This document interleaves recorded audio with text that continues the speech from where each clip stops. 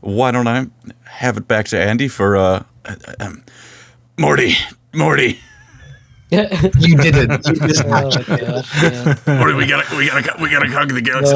Morty, we gotta escape this toxic mist. Morty, you gotta put the seat up your. You gotta kill all your navigators, Morty.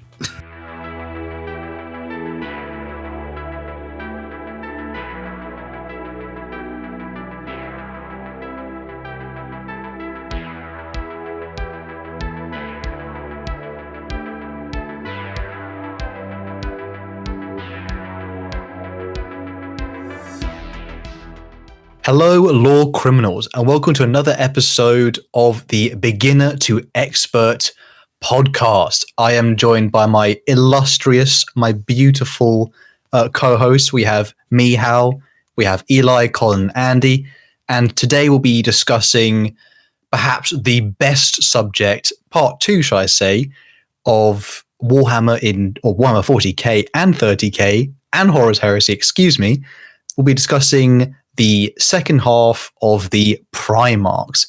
But before we delve straight, big cheers. I've never been called beautiful before. Thank you, Hal. You are beautiful to me. Let's get out of here. Let's too early. And you are a radiant being.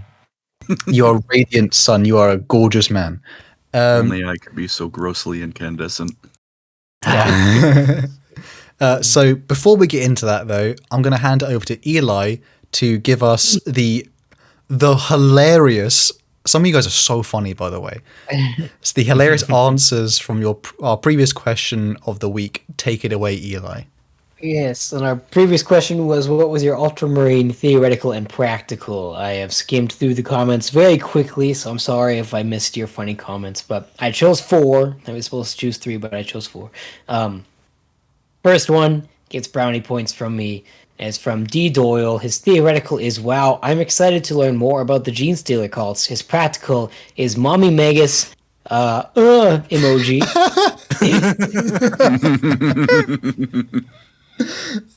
Wait, Mommy Magus? We have Harry. Yeah, Mommy Magus.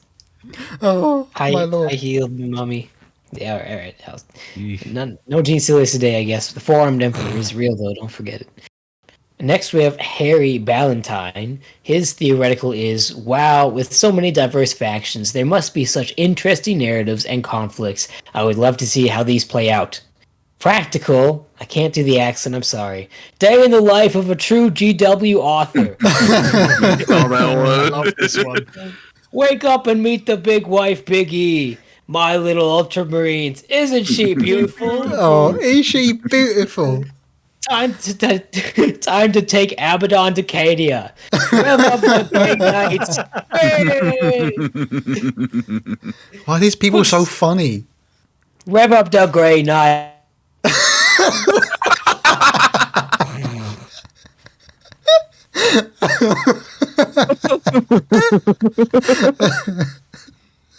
Oh no! Tyranid Wind makes up. It was the perfect time for a mic.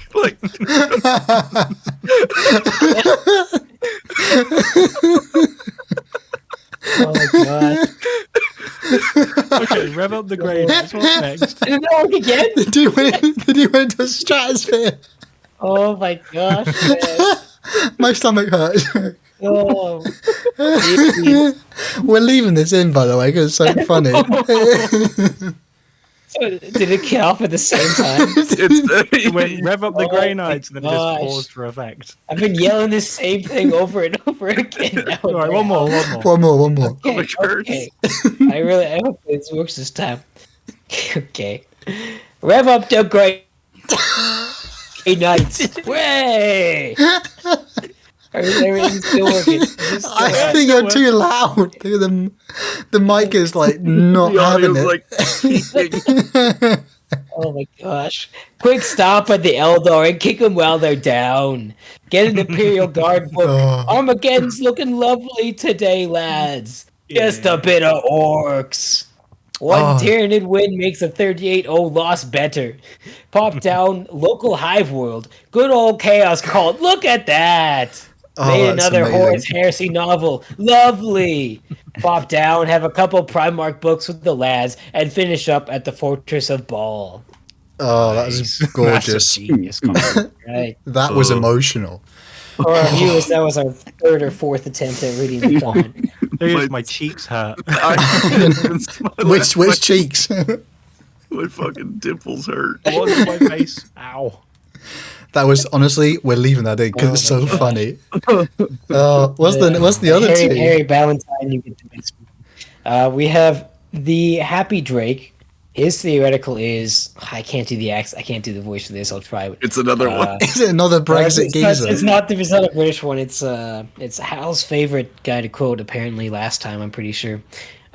Welcome, Nerevar. Together we shall speak for the law and the land, and shall drive the Mongol dogs of the Empire from Morrowind. And his practical is this how you honor the sixth house and the tribe unmourned? Yes, this is amazing. And then we have DJ Beast 2145. His theoretical is I just like 40k lore, and I'm going to buy a few models to paint, but not go overboard. And his practical is I am in financial debt, and the Grey Horde of models continue to expand. I can respect that. No. Oh my lord. Oh, Great way to start off a quiz. how are you meant to?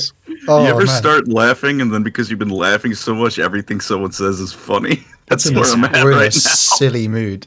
Oh my lord, I'm overstimulated from that. I need to have a lie down. We're doing Primarchs though, boys. Primarchs. All right, so our next question of the week is going to be which Primarch would you least want to babysit, and what's the worst case scenario? Use hashtag #PryBabies on your comment for us to see it and hopefully feature it next time. We look forward to reading them. And now I will hand it over to Mr. Colin to educate us today. Thank you very much. And today, just as a heads up, it's going to be me and Andy. We're going to go on sit back and forth. You know, there's 10 Primarchs left. So, you know, I'll take the first one, then Andy, then back to me, and then on until we're done. And so the first one, let's start off strong with the 11th Primarch.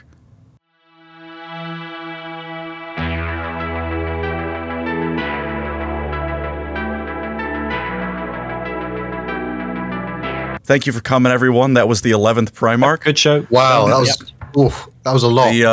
Brilliant depth. The 11th Primarch, we know even less about him than the second. At least we have Fulgrim saying the second was humorless and maybe a bit hypocritical. Couldn't even find anything like that for the 11th. So what I did was I found a little bit of information on what they could have been up to and where they went, which, again, there wasn't much, but we know, and this is a little bit of Great Crusade because we know nothing about these people. They participated in the Rangdan Xenocides, and if that was not the last thing they took part in, it was the last recorded thing they took part in. They, Rogel Dorn refers to their disappearance as separate tragedies, which is interesting, but also keep in mind that Rogel Dorn and Guilliman also mind-wiped everyone's information about the Primarchs, including themselves. So that's kind of some unreliable narration going on. And then Guilliman, I believe, in modern times, after he wakes back up, says that his two brothers failed. And then he specifies that the rest of them turned traitors. So he says two of his brothers failed, the rest turned traitor. So now we have three different things that could have happened to them. They could have been wiped out in the same event. Two different occurrences could have happened. Or they didn't turn against the Emperor. They failed their purpose in some way. And that's all we really have on those two missing Primarchs. There's a little bit more, but not much. It's intentionally vague, though, isn't it? So obviously the real answer is so that we, the wonderful viewers, can make our own quote-unquote made-up Primarchs, essentially, to fill that creative slot. Is that, I have a question for you guys. Do you reckon we'll ever see the return of one of those or at least information about these Primarchs, or do you reckon they're just going to keep it continuously like We don't know much. We'll never know anything. I think they're going to keep it unknown, and part of that is I don't remember which author said it, but one of the people in charge of like the old lore, the missing Primarchs and whatnot, says there's supposed to be a reference to the lost legions from Rome at Tettenberg Forest that were wiped out by the Germans. So, and if that's the case, then their whole point was essentially just to be like, hey, it's like this the cool thing with the Romans had, where they all died. So I'm hoping for like a 60 chess move by Mr. Dan Huge Schlong Abnett. That his official title. He might have he's been talking about like a twist in the Beckwin novels about obviously the possible return of Constantine Valdor. But even after he's said that, he said there's a huge, he emphasizes huge twist coming. And I've got like this like little thing in my head which says the huge twist could be like, it's actually not Valdor, it's one of the missing Primarchs. But I don't know if they'd ever be brave enough to do that. Or just Valdor comes back with one of the armies and like, I found them behind the bins. They were just over there. the bins out. Imagine if they come back and write like the missing Primarchs, they became the Tyranids or something like that. Oh my god, that would be. Yeah. I had like before I like knew much about it, I was like, I wondered if like one of them had joined a Xenos species, like the Tau, and they were like, no, you're not. No, you didn't get the memo. You're not. Stop it. Or like they went really far out into the galaxy and never came back, or something. Like they were sent out. Theory about that too. With a task, you know. A cool, like a little fan story I read was they were sent out of the galaxy, and the Tyranids were running from the two legions. That was just a neat little fan thing, and also probably overestimating the Space Marines a bit. 2 legions versus all of the hive fleets ever. I do have a theory that the Rangdang Xenocides were so bad because the Rangdan was supposed like Eldritch level horror type, and so maybe when they say that they failed, maybe one of them or 2 of them got turned forcefully against the Emperor. And so therefore, the shame of that had to be erased. Maybe one of them did that. Maybe one of them was dispatched to somewhere, and they never came back. And say, "Oh, we failed." Like they just went, "Oh, we never saw them again." They went to the far reach of the galaxy. They were given a task, and they failed, and we never saw them again. Or raised by Eldari. That's my other theory. Yuck. That'll be cool, though. That would have been perfect. Also, I feel like again I should say this has all just been like theory crafting we've just done. There's pure speculation. Yeah. So like I said, all I have is those little bits I mentioned with the Rogal and Guilliman and the Rangdan Xenocides. After that, throw a rock. You might be right. You might be wrong. Do you guys think the Primarchs can double jump? And yet also... Okay. Corax can. The context of that joke there, boys and girls, is it was would you rather be able to double jump, but every time you double jump, you soil yourself, shall we say? So do you think Primarchs can double jump? So I'm going to get too silly with this. Oh, man. Colin, did you have one to ask us, actually? Oh, yeah. It was you gain the ability to fly, and you can either fly for 10 minutes a day or as long as you want. But if you take as long as you want, every hour you need to just shit out of the sky like a bird. Why is it always come back to shit? I don't know. Which is better? People type in the comments in the chat, like, which is better, like being able to double jump or fly, but you have to defecate. That's our second question of the week. Second question. That's the unofficial one. And with that, the next Primarch, Andy, take it away. Okay. They came bounding over. Interesting link, talking about shit. No. So we're now going to talk about the 12th Primarch, which we do know something about. All the rest of the Primarchs of this episode we know about. And this Primarch would be known as Angron, or Very Angry Man to the community. Angron was found on the world called Nuceria within the Deshelica Mountains. And interesting thing about Angron, the guy who found him surrounded by a bunch of dead Eldar. And the guy was like, this toddler's killed. I mean, they say Xenos. It's not clear it's the Eldar, but it's assumed to be the Eldar. This guy finds this boy amongst a bunch of corpses of probably Eldar. There is a theory that the Eldar saw Angron's future and tried to assassinate him before he grew up, but that's speculation. This guy found this boy and he went, oh, he's obviously quite capable in a fight. I'll take him to House Valkyr, which was a ruling house of the oligarchical society of Nuceria. This house then said, interesting, we'll buy the boy off you, we'll enslave him, and we will name him Angronius Valkyr after their house name, which also translates in Nucerian as Child of the Mountain. Now, as soon as they bought the kid, they chucked him into the gladiatorial fighting pits, because Nuceria, its people were oppressed by the ruling elite, but to kind of distract them, they had gladiators kill each other for blood sports, and that seemed to do the trick. The boy was pitted against an acid-spewing monster alongside 100 gladiators, and they were on a ziggurat platform, which, as the creature spewed poison and, well, acid, it would rise up until the platform shrank, and so Angron had to basically beat to death everyone else who was on the platform so he could survive as the only one left standing. Pretty grim. As he matured, and Primarchs, as they do, they basically mature very rapidly. He was mentored by a gladiator, and correct me if I've said it wrong, but it's Oenimus, I believe it is. I think that's right, yeah. Sounds right. They're all tough to pronounce. It's one of those Greek spellings, and it's Oenomaus, so Oenimus, I think, is how you pronounce it. I wrote my college thesis on the Peloponnesian War, and I still don't know how to spell Peloponnesian, so maybe I'm not the right person to ask. And Hal's dyslexic, so I have a lot of my best mates are from Cyprus, and if they are watching this, please don't judge that I didn't get the Greek right, brothers. Please. But there's to get back onto Oenimus, if that is indeed how you say his name. He was an older gladiator, a bit of a veteran of the pits. He mentored and fostered Angron.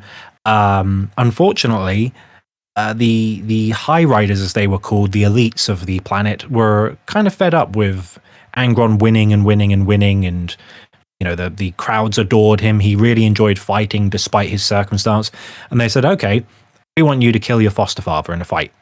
Angron refused, so the guards captured him, restrained him, and they implanted Angron with a nasty implant of the brain called the Butcher's Nails. And the Butcher's Nails essentially are these contraptions that are grafted into your skull, dig into your brain, and dig deep, and prevent you from feeling any pleasure from anything other than violence. It's described in many accounts of how it's like, sometimes it's like a rage that kind of shuts off your cognition to an extent. Some people who have this implant, they just wake up and they find themselves covered in blood and they go, oh, what was that about? Other people, they say they only are able, like Angron says, he's only able to dream once he's done a massacre, basically. So he's always got this nasty pain inflicted on him, and the only way to cause it to stop for a few minutes is to kill someone. So it's really, really nasty. Angron gets a lot of flack, but it's kind of understandable when you have something that's digging into your skull every day and going, kill, kill, kill, kill, kill, or won't let you have a sleep. It's pretty nasty. When this was fitted, he tore his foster father limb from limb in the arena, and he was very upset about this. He didn't like the fact that he just butchered his only mentor unwillingly. It's a bit of a bleak episode so far, I gotta admit. Start off with he's called there's a reason he's called the broken Primarch, or Red Angel. He's not no one is speaking highly of Angron in certain circles in the Imperium, shall we say. And he's the most tragic, even more so, and I would say more so than Conrad Kurz, who we mentioned in the previous one, because at least, Conrad, he grew up in a nasty place. He didn't have to butcher his father figure to death without any control. Debatable, I suppose. But basically, he then said, right, I'm going to escape the gladiatorial pits. He gathered and trained the gladiators and called them the Eaters of Cities. 2,000 of them escaped the pits, and they ran to the mountains of Deshelica, where his gestation pod had landed. They were whittled down to about 1,000 men and women. Then the Nucerian High Riders sent 7 armies to kill them. The Emperor of Mankind found Angron, transported himself and his custodians to the planet, and said, hey, Angron, kind of been watching what you've been up to. I will help you kill the High Riders and save your people if you take command of the 12th Legion, which I've reserved for you. Angron said no. The Emperor was not happy with this response, so he teleported him onto his flagship and left all the gladiators to die. Definitely in the community, one of there's a lot of people say the Emperor was a very bad person. This is one of the most highly referred to events where they're like, yeah, bad dad. But Angron had most to watch controversial as well. Yeah, it's very controversial. I mean, because, the Emperor basically said, you can't win without my intervention. You don't really have these are just some gladiators. I made you for a purpose. Go and do it. And Angron said no. And so the Emperor was just like, no, all right, you need to learn from this in the harshest way possible. It's a shame as well, because compared to all the other legions, really, like the people who are like the friends or warriors / servants of the Primarchs are usually then elevated into the legions, whereas Angron's one of the few ones who was like, nah, we're just going to let your people screw them. Yeah, I literally just finished a video on Angron, and I started with the quote where he's saying, Lorgar got Corferon, the Lion got Luthor, did I get anyone? No. And it's basically just him ranting about how he was always mistreated by the Emperor. But despite this, Angron was installed as the general and commander of the 12th Legion, known then as the Warhounds. After he maimed some of the captains when they tried to talk to him. It's awful. Yeah, they went in one by one, didn't they? Yeah, they were like, oh, my Gene Father, smack. Oh, he's dead. He was not happy. At what point do you just give up on that? How many captains need to die before you go, let's just let him I think there was sit there. 6. There was a lot. The right one. He killed the chapter master. He literally went, I am the chapter, bang. Oh, his head's gone. What? I think his name was Greer. But yes, not a great start. The 8th Captain Khan managed to convince Angron that they were worthy of his, the legacy of his now slain gladiatorial creed. Angron would give the World Eaters 31 Nucerian hours to comply, to bring worlds into compliance, and if they failed, he would kill 1/10 of all of the Legion, which was pretty nasty. Bertarabo did that once, I think it was, when he first was installed, but Angron did it every time they failed. And basically, over time, he was fed up with how weak they were. And some of the Astartes went, all right, we want to be like Dad. We want to prove ourselves. We're going to make our own butcher's nails and put them in our skulls and be like our father. All of them died. So Angron was like, you're all weaklings. My gladiators weren't Astartes and they survived the procedure. You're all weak. And he just left. He just left for 2 years. Khan managed to track him down and convince him, we are worthy. He was the first to be successfully implanted with the butcher's nails. And because of that, more Astartes started to take them on until the entire Legion, apart from the librarians, was just a bunch of berserkers. And his resentment for the Emperor, as well as the fact that the World Eaters were just great at killing and they didn't derive any pleasure other than slaughter, would lead to his downfall during the Horus heresy. And that's basically the primer for Angron. Do we have any questions? I was going to say about Nuceria itself, because we don't really see it that much other than when, I guess, spoilers, he returns to it during the Horus heresy. But I haven't read the Primarch books. I'm not 100% sure what other than just gladiators, I'm not sure what Nuceria is. There is an interesting thing about Nuceria. It's basically within Ultramar. It's very close.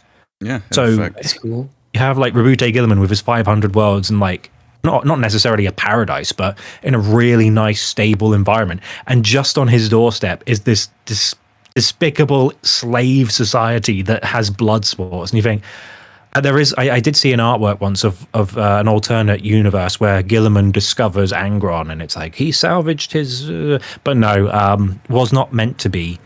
And it was apparently technologically sophisticated enough to be a nice place to live if you were the ruling elite. The civilians, it wasn't like Chemos where they were struggling to survive. They were just poor and they were kept repressed by the society that ruled them. It was in fact, speaking of, if I remember correctly, Nuceria was technically under Guilliman's purview in the Great Crusade, if I remember correctly. Yep. He didn't really do much with it because it was Angron's homeworld, but Yeah, he didn't want to overstep the bounds. yeah, but it was technically his world to look over, which was neat. That's why, again, jumping further ahead, when the Shadow Crusade happened, that's how Ultramar got there so quickly, because Lorgar and Angron were persecuting the Shadow Crusade, and then the nails are biting so bad into... Because here's the thing, Angron was dying because of these implants. He was definitely going to die. And it was like a few years, every battle he's in, he gets worse and worse and worse. So Lorgar had to try and like divert them to Nuceria to try and get them taken out of his brain. But the Imperium couldn't do it. They were like, if we take these out of his head, he's going to die, definitely. So Angron is really tragic in that there's just he was unsalvageable. There was nothing anyone could do. I'll say one last thing just to finish on him. There is something slightly redeeming, so slightly redeeming about him, which was that he was always like, he's always in pain, like he's in headaches and he's a loner the entire time. Like all the other Primarchs kind of like mentor and bond with their legion. He didn't until the actual Horus heresy, like just before Angron is too late to save him almost. That's what makes him so tragic in the end, is that he actually, I think for the first time in the Horus heresy, goes to the mess hall in his flagship and actually sits and eats with his warriors. Because literally at this point of like over 100 years, then he starts to think they're worthy, and then it basically doesn't last. Which that's all I'll say. Khan was pretty much the guy who saw to that glimmer of hope. And then the nails. Yeah. Not great. And then the nails. Nailed it. But I suppose if there's nothing else, then I suppose we could talk about the absolute opposite of Angron with Colin's next pick. Romanus goes like Anus. Vocative plural of Anus is Annie. Indeed, and we mentioned him earlier. Speaking of the man himself, Roboute Guilliman, the Primarch of the Ultramarines. Maybe he's born with it. Maybe it's Ultramarine. Guilliman, the greatest of them all. If you want to just do yourself a favor and open a new tab and put on the Chaos Gate Ultramarine soundtrack while I'm reading this off, the chant.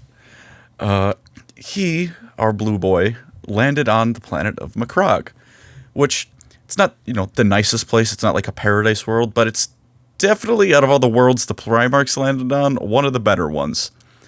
It was basically just Greco-Roman culture, but in space.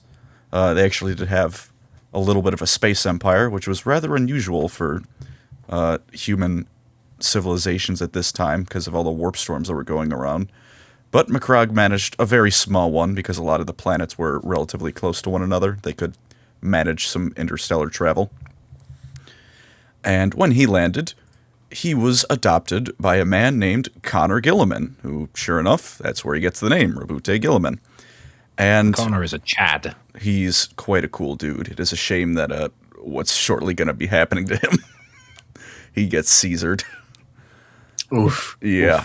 Oof. And very interestingly, Guilliman has a mother. He's one of the only Primarchs with like a nuclear family. It was Connor's seneschal, Tarasha Uten. Hashtag Ultramom. Indeed, the Ultramom herself. Ultramom. Nice. Seneschal is more or less just a fancy way of saying secretary in medieval speak, if you were wondering what that is. So that. And he, as all Primarchs do, grew very, very rapidly. So I believe it was when he was 11, he was already leading campaigns on his home planet. One specifically mentioned was a group of people known as the Illyrians, which is just straight up copy-pasted from Roman history. But, it's Greco-Roman space, so it fits. And while he was away on these campaigns against the Illyrians, he learned a couple key things, chief among them that diplomacy works. Sometimes it's better to just go, hey, can we hash out an agreement?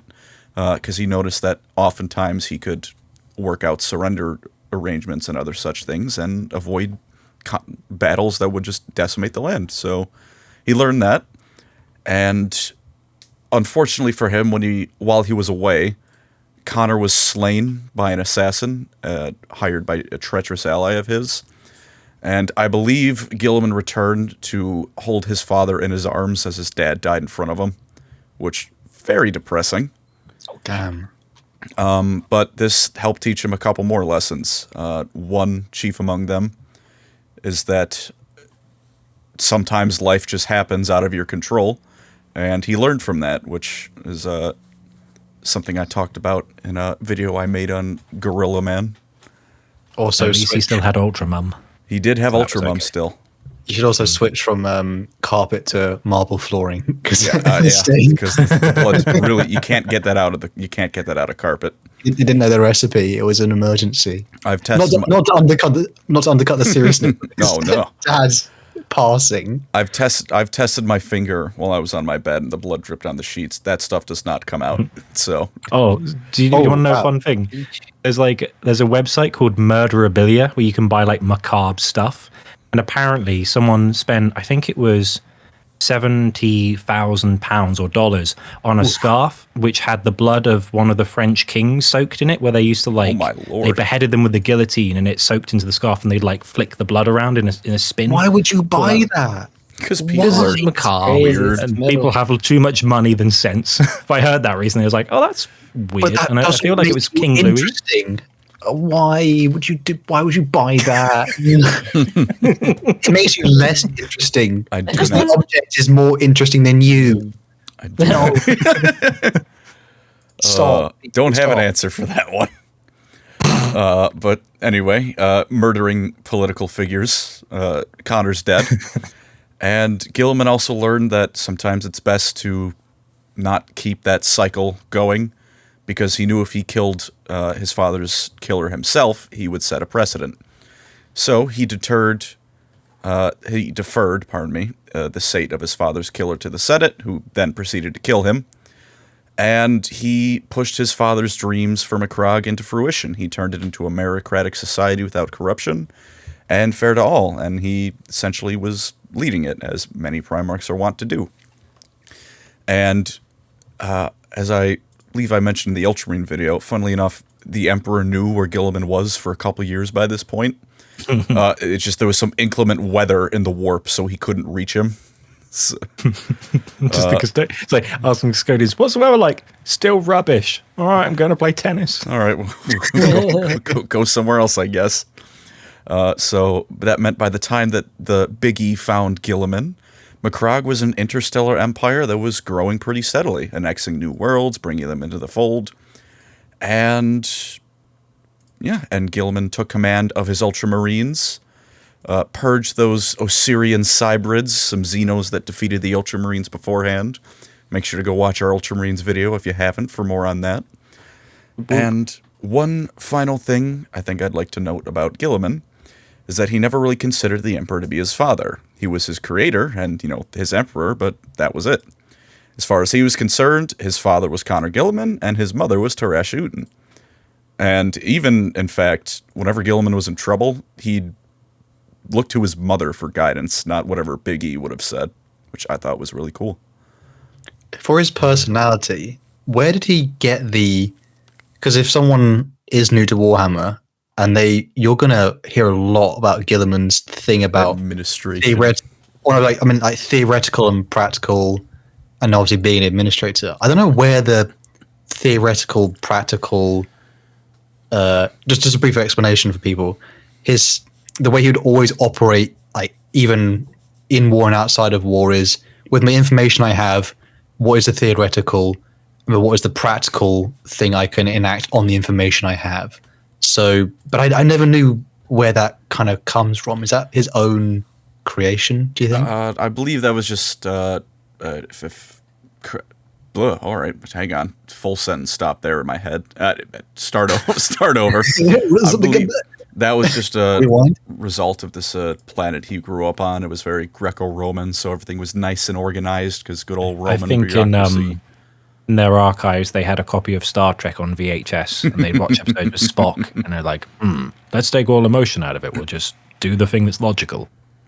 Yeah, so I don't think anyone specifically taught him that. Like, this is how you divide it into theory and practice.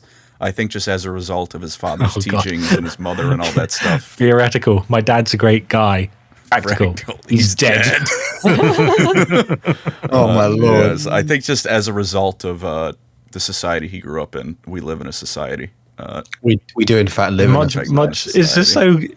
It's just so crazy. Like the opposite of like we go from Angron to Guilliman. It's like Guilliman, I cradled my father in my arms as he died, and Angron, I pulled my father's arms off with my arms. It's like such a difference. Quite the contrast. And they were like 5 feet away from each other, relatively. Yeah, exactly. The whole like time. seeing the poor neighbor, you're like, oh, they have it pretty rough while I'm in my nice palace. What makes him your favorite? Because if someone was going to ask you that, because most people like Guilliman, but they don't put him in that top spot. So what makes him your favorite, shall we say? I don't know, Warhammer being a war game setting and just what it is, I appreciate when someone comes around and goes, I'm going to use my head and not my gun for my first thought.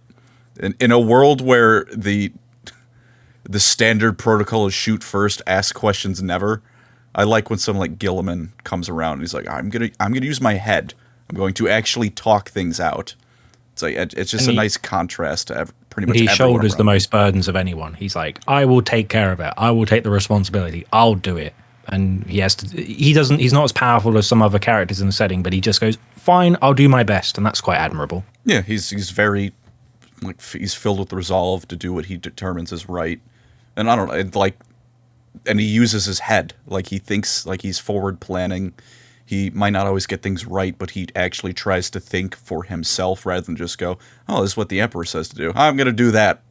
He's like, he's no. a competent character. Yeah. Of the very few in Warhammer, he's like competent. He wins me over by virtue of being basically competent. If you put him in a room by himself, he won't fall apart. I'll never impress you then. Self-burn. And with that little primer on Guilliman, why don't I have it back to Andy for Morty. Smell that shit! Just smell that. That's gone. Smell that. You didn't. You just Oh, gosh, yeah. Morty, we gotta conquer the galaxy. Morty, we gotta escape this toxic mist. You got to put the seat up your. You gotta kill all your navigators, Morty. Gonna resent chaos and turn to chaos. I mean, you were just saying like Guilliman is like the most, oh, I'll do it and I'll be practical. It's like Mortarion is the opposite of that in a lot of ways. But let's start from the beginning. So Mortarion is the Primarch of the 14th Legion. He would be spirited away to the death world of Barbarous, which is very originally named because it was a very barbaric place to live. This planet was coated, it was absolutely enveloped in a poison mist and toxins and fumes that would just kill you if you breathed them in. And it was ruled by necromantic overlords, so guys who could raise the dead, create little warring armies and states. They built fortresses, they built strongholds, and they fought each other with the dead that they raised from the ground. Could I just say something really quick? Yeah. I'm so angry. This is the biggest presence necromancy has in 40K. It's so annoying to me. It's a footnote. Nagash was right there, and you just stepped all over him.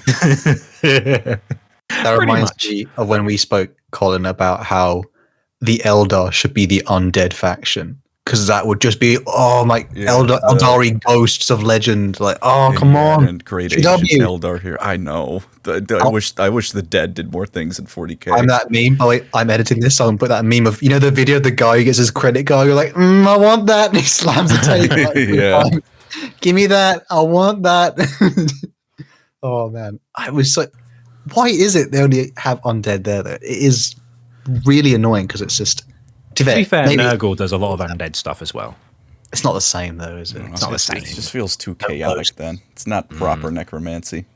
Yeah, so among these Overlord Necromancers, there was a guy who was known as the High Overlord. And is it Nekar? N-E-C-A-R-E? We can call him Rick Sanchez if you want. Rick Sanchez. So Eli, have you watched Rick and Morty? I get the feeling Yeah. First like season or two at least. The better ones, yeah. Well, there's no season 7 at the moment. We're not going to go into it though.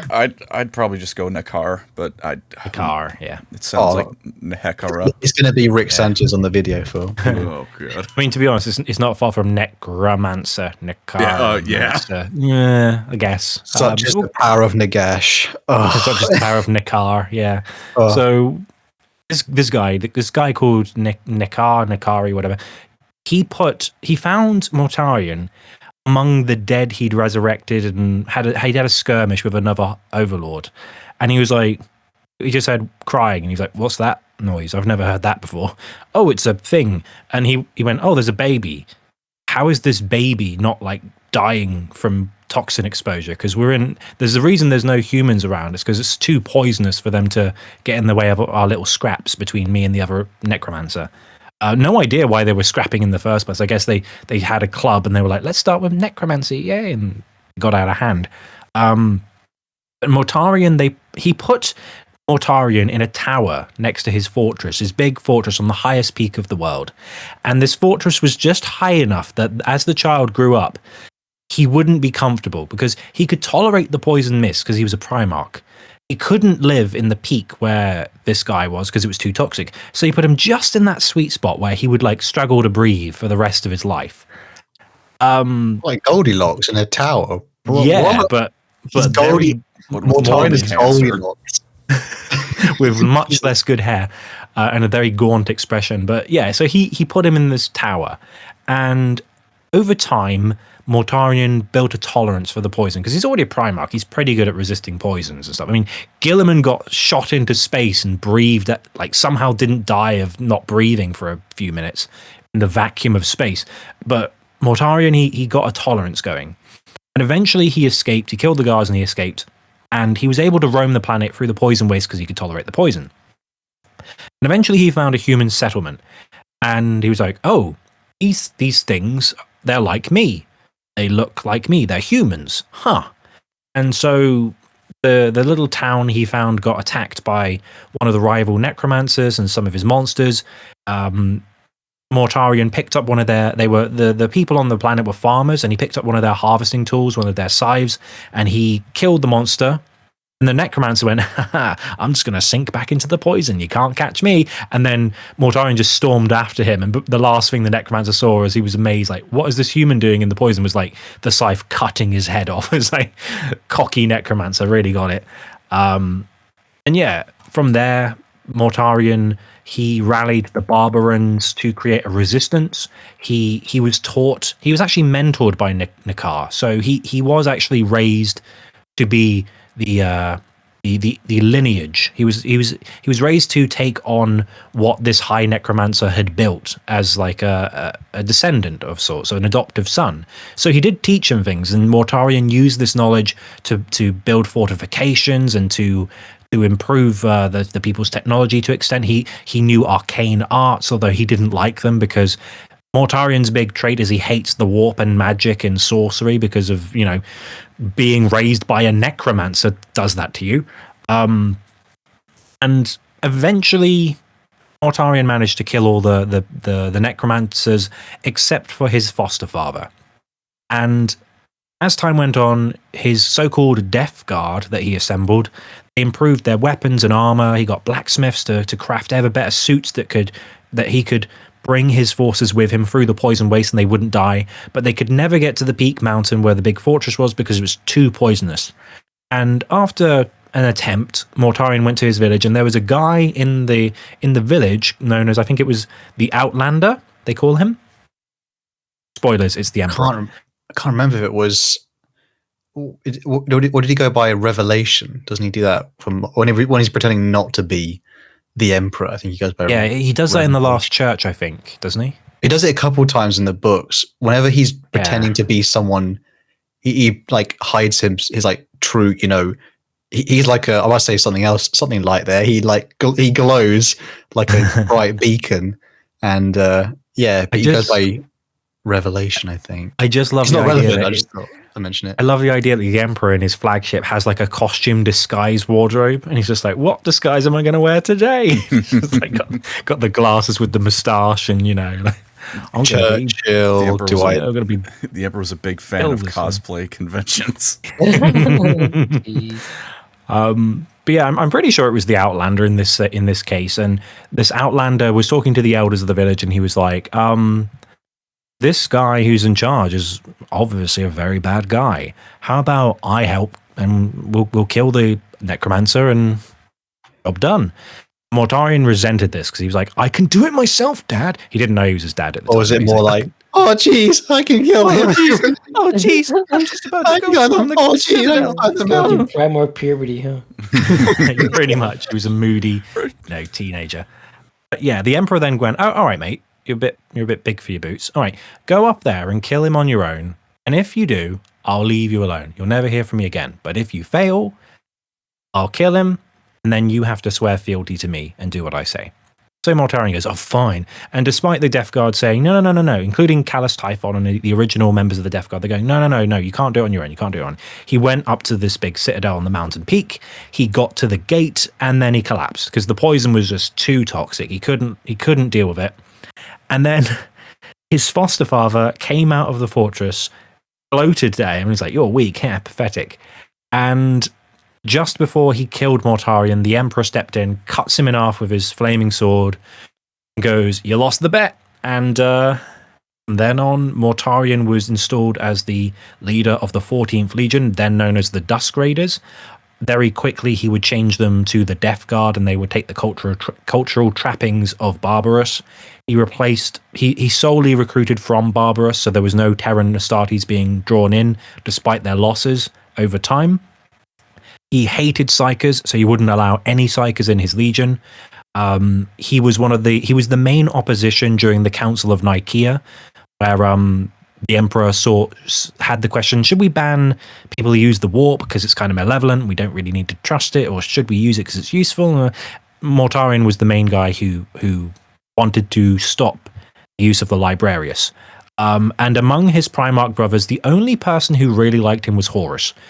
Conrad Kurz kind of respected him because they were both a bit messed up, but Horus was the only one who treated him as a person. All the other Primarchs, they saw this pale, Grim Reaper-esque dude who's quite tall and, skinny looking, and he breathes poison out of he's weird. He's like, ugh. Guilliman looks and he's like, oh, that's weird. He's weird. It wasn't friendly. He was definitely he was perfectly described as only friendly in his own company, like only amongst the Barbarans. I mean, he grew up in a tower on his own, surrounded by undead people. Like, he's not got a great personality. He was not sociable. But I had to say that I had this scenario like absolutely locked in my head now. As to the Emperor being like, I killed him, Morty. I got the Necromancer, Morty. It's like, do what I say, Morty. I was thinking of that meme with the wrestler standing behind the other wrestler. It's like the Undertaker. The Nakar. He's gloating to Mortarion, and then the Emperor's just behind him, like waiting for the shoe to drop. You could do an art rendition because he's got the long hair. That'd be amazing. Oh, love that. To explain very slightly with Mortarion, I was saying, I had a rant before we even recorded this about how Mortarion is such a he's such a wuss. He's a wet wipe. Because unfortunately in the lore they do like basically we're like, oh, we need someone to be defeated and humiliated. So this other character looks cool. He blames everyone for all of his problems. He's always moaning and complaining. He's not very competent. It's like, oh, he's terrible. His whole issue, just for someone who is new and like, why do they make him sound so bad? His whole thing kind of is that he thinks he's like a hero, even though he's a gaunt, horrific looking thing. So that's the reason why he resents the Emperor so much. Is one, he doesn't like being forced to do something against his own, forced to stay in a tower, forced to become a minion to a necromancer. Obviously, most people don't enjoy that. But his whole thing is, funny enough, Mortarion thinks he's a hero. So his hero's journey was meant to be like he destroyed the evil, bad villain, the necromancer. And the Emperor took that away from him. And that's why he hates him so much. And then when he also learned about how the Emperor stole power from the gods to become the most powerful psyker, he was like, hypocrite. You're like the worst sorcerer in and you're my dad. Ugh, cringe. And like, cringe. My dad is cringe.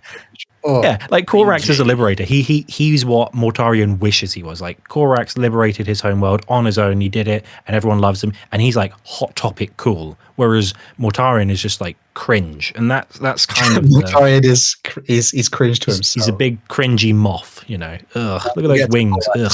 In later though, I can't wait to talk about him. But I think unless there's anything else anyone wants to add, that is the Pale King, Lord of Death. Eli has to say something about the Morty boy, smelly moth boy. I don't have a lot of opinions about him, honestly. He was never my favorite. He was never my least favorite. He just kind of exists for me. He's very milk toast, isn't he? Probably smells like an unwashed taint. Well, there's that bit where he fully transforms and he goes onto Horus's flagship, and only Abaddon, Tormageddon, and Horus aren't like throwing up in his presence. Like, he goes onto Horus and starts like, I think Torgaddon is unfortunately R.I.P. Torgaddon. Oh, we love him. Bad, man. I did like Have him. you heard the one about the bear? There's a Dusty there. Oh man, But yeah, sorry, Death Guard bros. Your Primarch's not so bad. It's okay. it's okay, but we'll look at you from a dentist. He's a solid there out of 10. Mortarion's not even everyone's favorite Death Guard. Come on. Typhus is just way cooler. It is true, unfortunately. Man got cucked by Typhus. And don't forget Garrow. Yeah. And Garen's big He time, is yeah. in the Death Guard, isn't he? Only good Jeez. Death Guard. Always forget because he doesn't smell. And he's Terran, so he hated him. Indeed. But yeah, so with Smelly Mothman done, Colin, would you like to talk about our next Primarch? I'd be happy to. You flaming idiots! Take this! Feel the power of my magic! Now we're on to Magnus the Red. He did many things wrong, but we'll get to that. He landed on a planet called Prospero, which was a planet largely composed of psychers who were refugees from other planets due to persecution during the Age of Strife. Prosperos was kind of a hub for them to flee to. And the planet was filled with creatures known as, and please do forgive me a moment, this is going to be hard to pronounce. Oh, I know exactly what's coming, yeah. Psychnuin? Sick. This is the same problem I had in my own. I believe. Psychnuin, yeah. In the audiobooks, Psychnuin. Psychnuin. We'll go It's Psychnuin. impossible to pronounce right. Now I'm thinking of that Family Guy bit where Stewie goes, cool whip. Cool whip. This evening is ruined. But those... It's not Leviosa, it's Leviosa. I have to do it. It's not Leviosa, it's Leviosa. Leviosa. I do like Harry Potter. However the hell you say these things, they were psychic creatures that preyed on the planet's inhabitants. And once Magnus got there, he proceeded to just start pushing them back, because Magnus's purpose is to be the best wizard that ever wizarded on the planet, the galaxy. In the way He is Magic the Gathering. Yes, in fact, Magic the Gathering. Yeah, he's a big Magic the Gathering fan. Oh, He is the Wizard of the Coast. and he was taught by I guess sorcerer is probably a good word for him, a sorcerer named Amon, who indeed would become to be one of his chief officers in his legion once we got there. But, and in just a few short years, because he was, created by God to be the best psyker ever, he had surpassed Amon and had become the chief psyker on Prospero. And with his help, they pushed back the Psychnuins. Oh, they got it first time. Yeah, I figured it out that time. And he pretty much became the planetary leader by popular demand. Everyone was just like, yeah, this guy's awesome. And he turned the planet and its capital city of Tizca into just a absolutely perfect shining jewel of what humanity could be as it was evolving to be more and more psychic. He would write down everything he knew about the Great Ocean, which is what they called the warp on Prospero, into his works. And even to this day, I say this day, in modern 40K, 10,000 years later, that's where a very large amount of the information that mankind has on the warp comes from, is from Magnus's teachings. And that's just the fragments of whatever they could rescue from Prospero after the space wolfed all over the place. Two major things of note. He contacted both Tzeentch and the Emperor. For the Emperor, when Magnus was still on Prospero, he would just delve into the warp. And it did not take long for the Emperor to notice and find out, I think I know who that is. And sure enough, they psychically contacted well before they actually met. Don't know why. It's just like imagining like the warp-based dial-up. Like, who's trying to send me messages? What is this? That's my kid. I didn't know he had a phone. Like a warp version of that. Is this a psychic version of docking? So sorry. Oh, gosh, come on. Oh. Oh man! Well, Magnus is the only one Definitely a lore crime. You get to edit this. You get to figure out what the visuals for that one are. He's the only one who actually remembered that the Emperor existed before he left Terra, or was whisked away, wasn't he? He's the only one who actually remembered like he was not.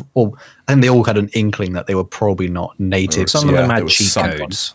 Yeah, some of them had visions, like Sanguinius and Conrad and Lorgar. They had visions. That's cheating, though. Magnus just like, hey, what's up, pops? Yeah, he spoke to the Emperor whilst he was in the gestation capsule. Indeed. Mentally. And while that was going on, they talked in great lengths about the warp, and the Emperor told them that yes, you can do a lot of cool things with space magic, but you gotta be careful with it. There's some nasties out there that you don't want to mess with. And Magnus took this information and proceeded to almost completely ignore it. I just had the idea of like the Emperor being at like a police station with like a missing child report, and then all of a sudden he gets a call from Magnus like, Magnus, where are you? I've got him on the phone. Where are you? Yeah, you found some matches. What are you going to do with those, mate? No, put them down. Come on, where is he? Just like that, trying to like track him down with like the phone line thing. I like what's even funnier about that is the Emperor didn't name them; they got their names on the planet. So he's just like, oh, hang on, what? I forgot my kid's name. Magnus. Number 15. Where are you? Number 15. That is. And as for Tzeentch, once they met up with the Emperor, Magnus was like, hey, I see this flesh change my Legion is going through, where all of my Space Marine children turn into soup.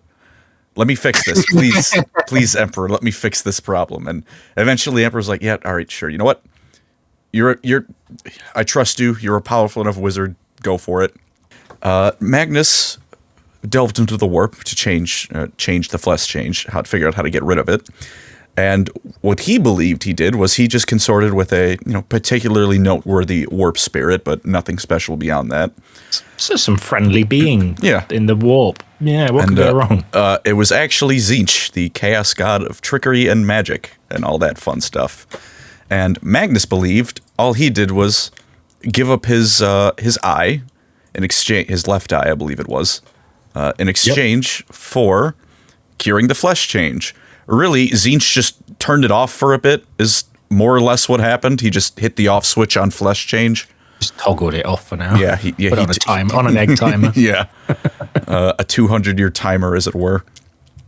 And but Magnus, as far as he was concerned, he did great. He lost an eye. Oh no, big shame. He's got a whole nother one of those, and he's still a great wizard. So who even needs that second eye?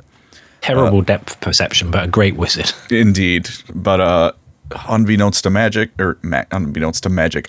Magnus, he had fallen for Tzeentch's plot, hook, line, and sinker, and this would grow his arrogance, which would eventually lead to his downfall. And one last really important thing to know about Magnus before we move on: he's red. I don't know why he's red. I'm just assuming it's because he's magic is my guess. Go ahead, sir, Andy. I was just say it just reminds me of that Scrubs episode where it's just like this guy's orange because he's drinking too much tomato soup or something. It's just like he's turned it's carrot juice. It's like Magnus just drank so much carrot juice. He was meant to be like red, or they thought if he ate too much carrot, he'd be yellow. And if he had to be red, and they couldn't work out why he was orange, it was because he only ate or drank carrots and peppers.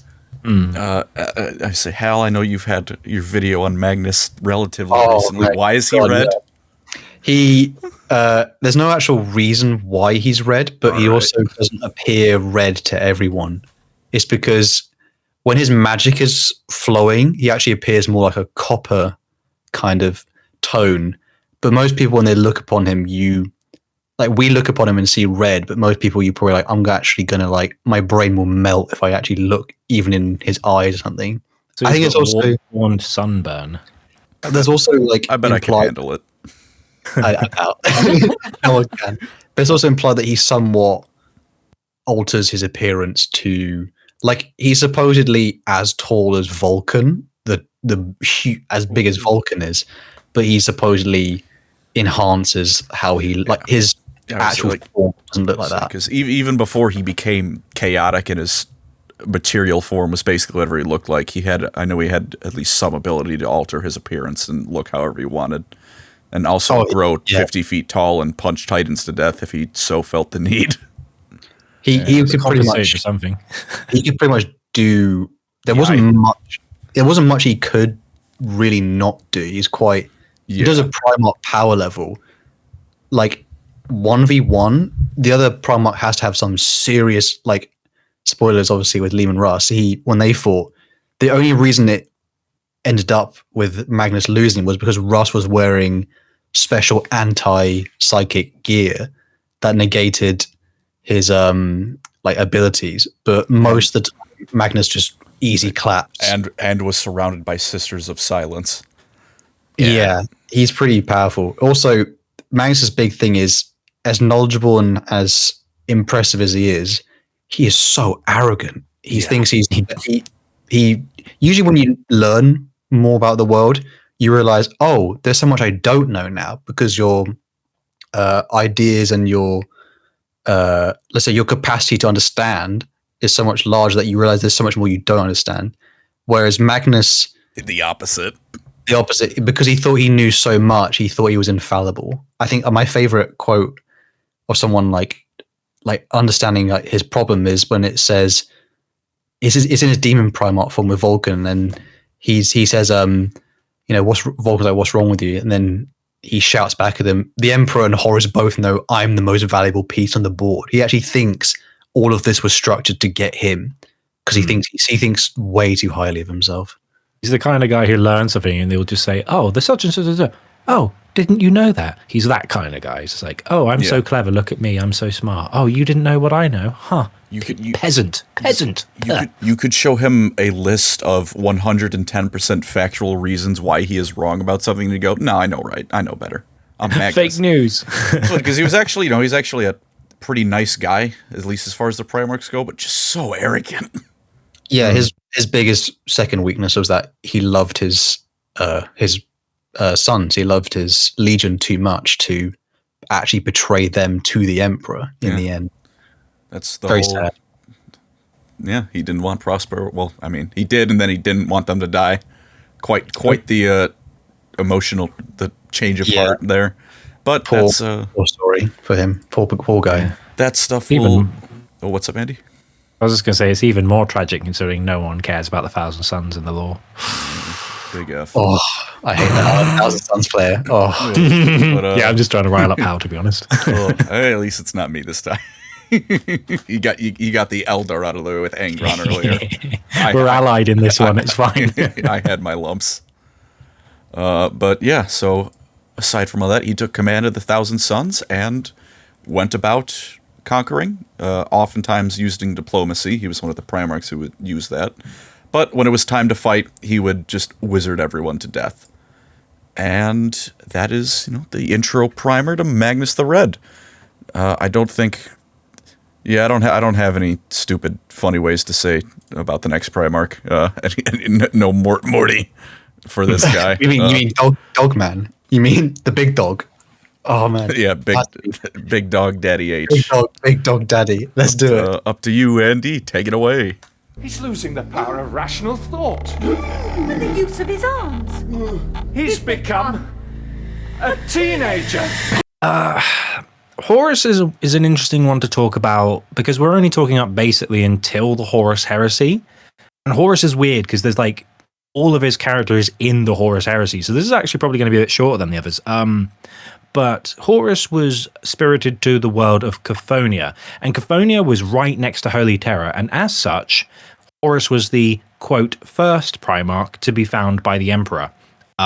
We will undermine that when we get to our last Primarch today, but Horus basically lived on a crime world, and it wasn't like Nostromo, where everyone was eating each other for sustenance. It was more like The Godfather, and very, very, very little is actually known about Horus's time on Cathonia.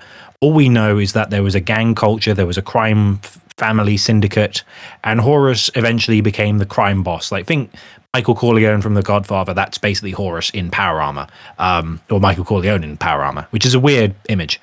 But as the, quote, first Primarch to be discovered by the Emperor, he had the most experience dealing with the Great Crusade. He was the first person to be mentored by the Emperor. He was the first person to mentor other Primarchs. He was gifted with incredible charisma, and the Imperium loved him. He was the poster boy of the Imperium. Horus Lupercal could do no wrong. Everyone loved him. Every legion that followed would aspire to be like him and like his legion, the Lunar Wolves. And he would easily, the only contenders for the most glory and plaudits during the Great Crusade is the Ultramarines, which we all know.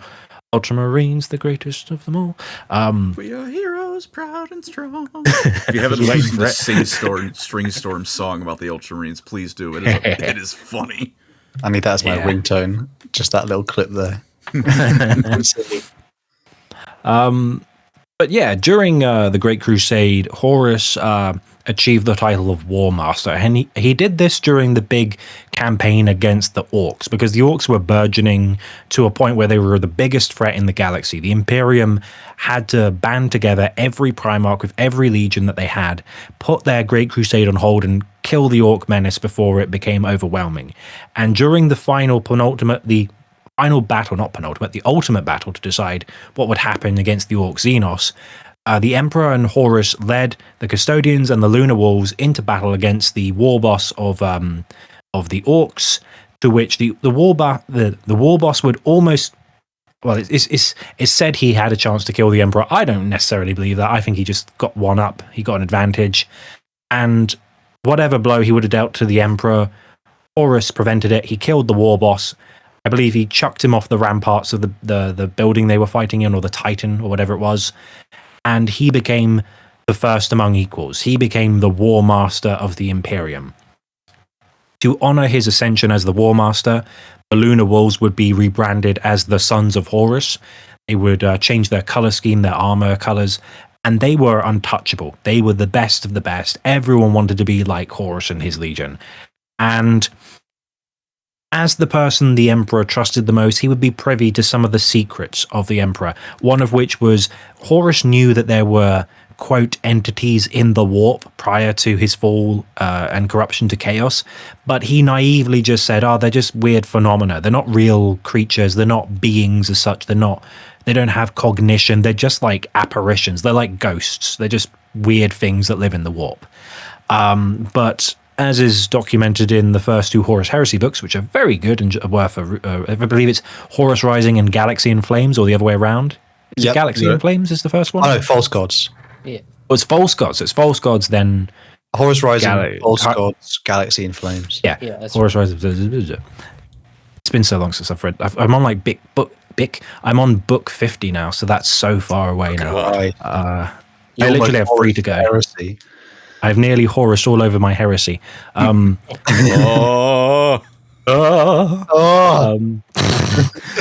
Just yelling.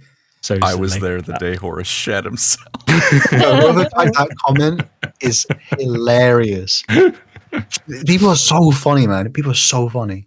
Yeah, we're bringing it out of them. Like, they're so much more funny than we are. Yeah, and Horus, during one campaign against he found this species. Was it the Kinebrak? Kinebrak, or Brak, something like that. They're like a splinter of humanity, aren't they? They're like a weird civilization where they're like, who are these guys that have pretty advanced technology? They don't want to really join the Imperium. They're doing their own thing. That's weird. The Interrex, and it was humans and the Interrex, yeah. Kinebrak, them. The Kinebrak are the aliens that are like with them, aren't they? Weren't they like it's like a coalition. 8 people? They were. I think they meet them, don't they? Like they appear on the ship, and then they go aboard their ship. Abaddon's like growling, calling like, "Oh, let me at him!" Oh, I imagine by Abaddon sounds like Richard Nixon in my head. Like, all right, I gotta get him. I'm gonna break down the walls of Cadia. But no. But when they do, you did mention when they actually go on the ship. When they're on the ship, everyone's favorite character, Wordbearer's chaplain Erebus, sneaks onto the ship. He steals a weapon from their armory known as the Anaphame. Kidabratch Anaphame. Yeah, the Anathema sword, Anaphame. And he steals it and he gives it to this planetary governor called Eugen Temba on the moon of Davin, I believe it is.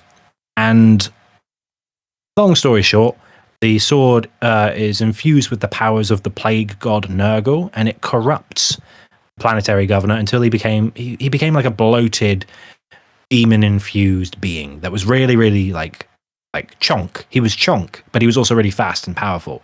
And the Lunar Wolves, Sons of Horus at this point had now been inculcated in like the species they were parlaying with was like, guys, like this really important sword is missing from our armory. Know anything about that? And they were like, no, actually, we didn't steal anything. And they didn't. It was all Erebus's fault. And Eli's favorite character is Erebus, 100%. No, it's not. No, it's not. Yeah, I'm just saying. Erebus on there, Eli. That's rude. Oh my gosh. Is that possibly one of the worst things you can accuse someone of doing? Is having their favorite Erebus? Liking Erebus. Have you seen those memes recently where it's like book recommendations and film By recommendations from the Erebus? Yeah, they're so stupid. I love them. But yeah, so basically they start fighting the Sons of Horus. War breaks out. We're not going to make an alliance with these weird human Xenos, people in space that we've met. And so they start slaughtering them. Then eventually Horus confronts Eugen Temba when he's like, the world's not doing very well. What have you been up to? And he was good mates with this guy. He's now corrupted completely by Nurgle, and they get into a fight. Eugen's demonically possessed body manages to stab Horus, I think, in the shoulder with the Anaphame sword, and the wound doesn't heal, and Horus gets pretty much comatose, and no one in the Sons of Horus knows what's going on, Garvey or Loken, or the Mournival or Abaddon. So, for some reason, Abaddon and a lot of the Mournival thought it would be a good idea to take him to these crazy, people on the moon of Davin that seem to worship weird pagan gods of unknown origin. And they were desperate, to be fair, because obviously them, Horus is like their dad and mentor. And everyone in the Imperium loves him. It's like, we can't be like, oh, sorry, dad's gone. What? No, the most cherished son of the Emperor, the incorruptible, brilliant wunderkind. No, we can't have that.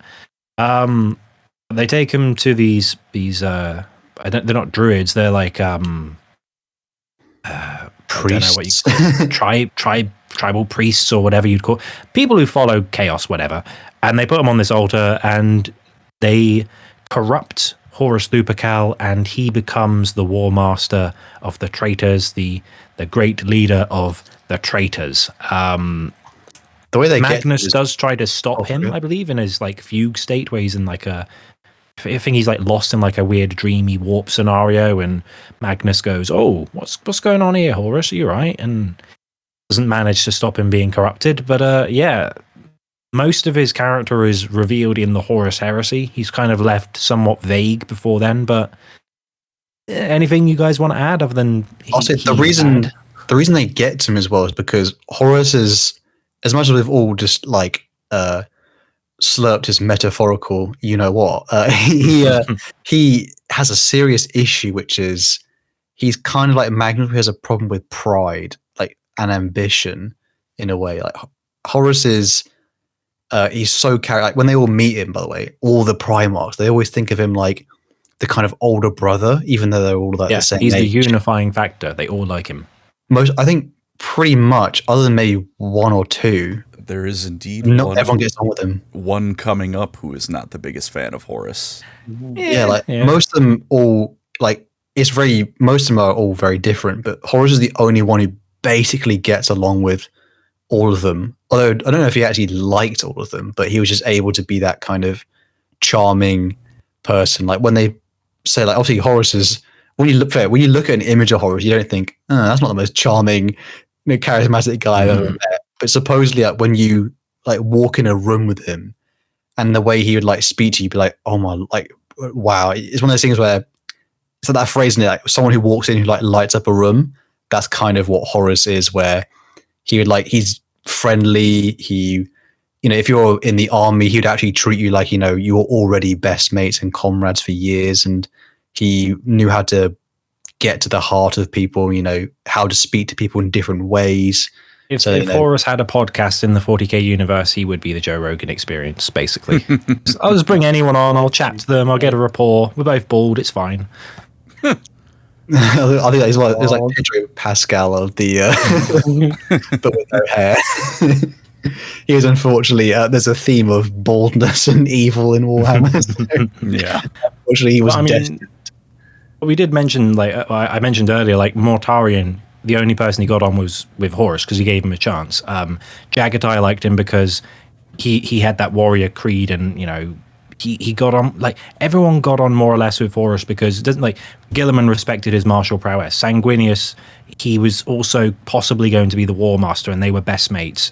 Ferrus respected him because he had superiority in rank, and his legion had lots of plaudits. Like, everyone liked Horus for the most part, and it's a bit of a shame, but it had to be the most liked. Like, if Guilliman fell to chaos with like the what's it called, the Roboutian heresy, it's like, it's interesting. But Horus has that extra, like, it's more tragic if it's the most cherished son of the Emperor that's the one who ends up being the villain of the series. And also the reason they corrupted him from Chaos's perspective was that he was the one who could corrupt the most other Primarchs as well. Yeah, he's the catalyst. No one else amongst them had like, if the Lion, God, probably would never, but if the Lion his HR department would be rubbish. Like, no one would join the Lion if the Lion was like, let's start a heresy, and he's like the kid who invites people to the birthday party and no one shows up. Yeah, and again, when he draws all the traitors into his band, he's like, Angron, I understand. You had a really bad time with the Emperor. It's okay. I'll sort it out. Mortarion. Yeah, I know. The Emperor's rubbish. It's okay. I'll sort it out. Fulgrim. That's a pretty cool sword you got there. We've always been mates. Yeah? You gonna join the heresy? Yeah, cool. Lorgar. I hear you like books. Guess what? Magnus likes books. We'll all have a book club together. He convinced the Primarchs that joined the cause, not through, not through might. He convinced them through his charisma, and also, like, even with Perturabo, it's implied that he might have orchestrated the seed of the Olympians, rebelling against the Iron Warriors as like an extra incentive for Perturabo to be like. It's. I don't think it's confirmed, but it's implied that he might have been influencing that. So when Perturabo was like, oh. Maybe I'll join but the Emperor. But it's like, no, we need to push him over the edge. I'll orchestrate that behind the scenes. I don't know if it's necessarily 100% true, but it's implied. And again, he's great at. He's a genius when it comes to planning and battle and manipulation and that, and the charisma. It's very difficult to stand against him. But yet, also, his downside is he has monstrous pride in the fact that most people don't like to be on a stage. Horus likes being on a stage. Horus likes. There's often he had trouble with some Primarchs where they kind of knew he was going to be like, they do a campaign and they knew he would be the one to like, I'm going to be the one to go and kill the leader at the end, because he kind of knew how that would. Yeah, he definitely had a problem with. He wanted to be seen as glorious, and I always love the one where. He's obviously called Horus Lupercal as like his nickname, but he loved it when people like whispered like Lupercal. Like, they would always whisper, and he kind of say, "Oh, stop, boys! Oh, don't," like, "Oh, and he's like, yeah, actually, please keep going." Like, he just, big problems with pride. That bald man. I think I want to add two things about Horus real quick. One. and please do correct me if I'm wrong, but I was reading online, and I've heard that was before the whole thing with the Interrex and that he was rather idealistic, because when he first met them, he was almost ecstatic. Because there was a chance where he was like, this is humans and Xenos cooperating, and they're living in harmony, and their tech is good, and it seems to be working out really well with them. And even Sanguinius was like, the Emperor says maybe we should just kill him. And Horus was like, no, everyone shut up. I'm in charge. We're going to try and work this out. And I think, and again, like I said, correct me if I'm wrong, I again admit I haven't read the book, but after the whole thing went down, he seemed almost like broken and distraught. It was like, I had a chance to find a new way to do things than just conquest, and it blew up in my face. He was very jaded because the reason he was trying something is because he was newly minted the War Master, newly honored as the War Master, and he didn't want to wage war in the same way he had done before. He wanted to, he was Horus Lupercal before, but War Master was leader of the Great Crusade, and so he wanted he wanted to set example and not be so. It's very funny. He says in the book, like, he's almost slightly ashamed at times of when they've basically degraded into war so quickly. So he wanted to be better, and then the one attempt he tried to be better, it blew up in his face, and so he got. I mean, ever since basically after that happens, and the rest of the heresy books, even before he gets corrupted, he's kind of quick-tempered and like he's not as like joyful. Charming. Like, or even his own warriors notices he's quick with them. He's not very he was not as warm as before. It does make sense as well that like his character flaw is that he's always winning, he's always succeeding. So the one time he fails, it hits him really hard, and he doesn't get over it easily. He's like, I'm supposed to be the guy filling the shoes of the Emperor. I'm supposed to be the War Master. I'm supposed to be the one who's the example. And so he has this massive burden, and every time he makes a mistake or fails, it crushes him. And he has got a fragile ego in that regard. Oh my God, he's the kid who did well in school, and then he gets to college, university, and Does anyone else have that problem? But like, you see that with some people, like they have trouble they have no trouble in school. They're like, oh, you just memorize it and I'm fine. And then they get to college, university, like, oh, I have to learn it and apply it. Oh, this is a different ball game, and it just gets like an F in his graded test, and he's like, let the galaxy burn. That's pretty much Horus. Horus is an entitled brat. I'd also like to say, major skill issue on his part. He gets stabbed with the anathema, and he goes, my soul hurts, I'm dying. Gilliman gets stabbed, and he punches Corferon into a heart attack. Resounding. And he gets like killed with the what's it called, the Plague Wars virus, the God Blight, and then he's just like, I'm dead. Got over it though. Yeah. Another common Roboute Guilliman W. Call an ambulance, but not for me. That's him when he's jettisoned into space with the word. Yeah. I'm like, is he dead? He's not wearing a helmet. Yeah, why didn't he pop, by the way? How did his eyeballs not pop out of his head? Well, that one that's actually not something that happens. I think it's a myth. Yeah. Oh. It's I don't remember exactly what happens, but it's not like a Space Odyssey where you jettison into space and your eyeballs explode. I'm dead wrong then. That's a law crime. That's a science crime. That's just a crime. Isn't it true though that like if you're in space and say you're like facing the sun, the part of your like skin that's not facing it's like so cold that you'd basically like the side that's not facing the sun freezes, and you're like, oh, I'm dead anyway because so you have to rotate like a kebab. Slow roasted Guilliman. What is this? He got one hell of a tan line. Just one side of his face. I'm like, man. My lord, you look different. Sheesh, Guilliman. Oh, sorry. That was all I had. That's all I had to add. Oh, that's all we had. Just had to get the skill issue in. Leaving that on Sheesh, Guilliman. Well, I guess on that tender note, I suppose I'll pass it on to Colin to talk about our next Primarch. Lorgar. Nobody expects the Spanish Inquisition. Lorgar. That law guy. Lorgar Aurelian, though, yeah. He's Jehovah's Witness, the Primarch. Oh, we're going there. The one fan from Utah is not happy. Yeah, the one Mormon follower we've got is not pleased with me. He should not be watching this anyway, so it's fine. He landed on the planet of Colchis, which was a highly religious world that followed more or less a watered-down version of chaos worship. So it wasn't like, it's like, yes, this is, Korn, Nurgle, Tzeentch, Slanesh, but it was like, I see where it's going, and it's not great. It's like, have you heard of Cornan the Barbarian? Yeah. Not outright worship enough to, get you tentacles and all gross corruption stuff, but you can see where it's leading. And his adopted father, Corferon, the man who, as I said, in the future is getting punched into heart failure, was a former priest of the planet's religion. And Lorgar was initially, he followed this religion, but then, like Andy was saying earlier, he received visions of a golden god coming down to Colchis, leading an army of angels.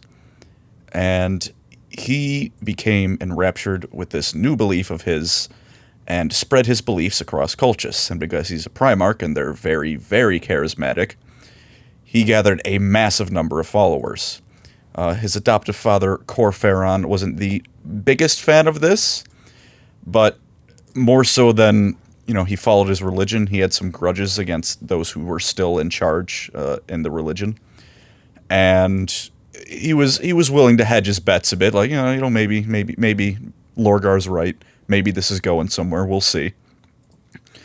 And then Lorgar, the planet was launched into a 6-year-long civil war, which Lorgar, after those 6 years, came out on top and spread his faith across the world. And shortly afterwards, well, you say he was kind of proven right. It's just the phrasing that got me. He's like, he spread his... He spread his faith. It's better. In one of my shorts, I started it off with the... it was like a mutant cult. And the start of the short, I said something like, they spread their mutant taint throughout the entire... Oh! I got a lot of comments. Eli's That's an mutant image. taint. Lorgar is proof that the Emperor is the freaking worst, though. But he's proven right, as who else but the Emperor of Mankind descends down to Colchis with an army of space marines in tow. And Magnus the Red. Yeah. Yep. And Magni Magic was there too. After a month-long celebration, he was given command of his legion, the Imperial Heralds, who he renamed the Word Bearers. The religious symbolism is quite thick with this man. And he was the only Primarch who fully believed that the Emperor was a god, or even at all believed it. And the Emperor didn't even stop him for a while, right? No. Just let it happen? No, he just allowed this He's a to bit happen. soft. He was just like, no, I'm not. Stop. I hate the Emperor, dude. Stop. And then it just got worse. He basically just said, no, don't do that, and then dropped the matter, and then 20 years later, hey, by the way, I'm still not a god. Drop the matter for another 10 years. Not a god. He's like, oh, this isn't a phase. Oh, no. Come on, Lorgar. He was hoping it was a phase, and then it wasn't. I think it's implied that because he found Lorgar, like the Primarchs that are found later are kind of just like, yeah, hurry up and go do the Great Crusade thing. So he kind of, it's like how he tolerated Angron being broken. The Emperor was just like, psychotic. fly the nest already, get out of my house and do your own thing. Grow up. It pretty much is where, like, with Lorgar, it was, okay, I know you're wrong, but if you do the Crusade thing, I'll address this thing later because I'm busy. If he was found earlier... And just going, it's getting worse. Come on, Lorgar, get on with it. The orcs are coming. He's pretty tolerant unless it's like, as long as you are bringing worlds into compliance, I don't care. Until he did care because he's too slow. He's like, your brother is skinning people. It's fine. The other guy, he's using virus bombs. It's okay. It's not the ideal, but he's getting the job done. The most loyal planets in the Imperium. Oh, I think that's a bit of an issue. That's kind of cringe, Lorgar. I just like to But it's imagine. not a real. It's a skill issue. He's sitting there like, Lorgar, that orc is now a Krork. You need to hurry your ass up. They added a K to the name. Let's go. But yeah, with the Word Bearers, he moved on and started taking planets back for the Imperium. And he, interestingly enough, for being designed to be a general, he did not like war. He was not a fan. He much preferred to conquer. He much preferred to get worlds into the Imperial fold through faith and diplomacy. Yeah.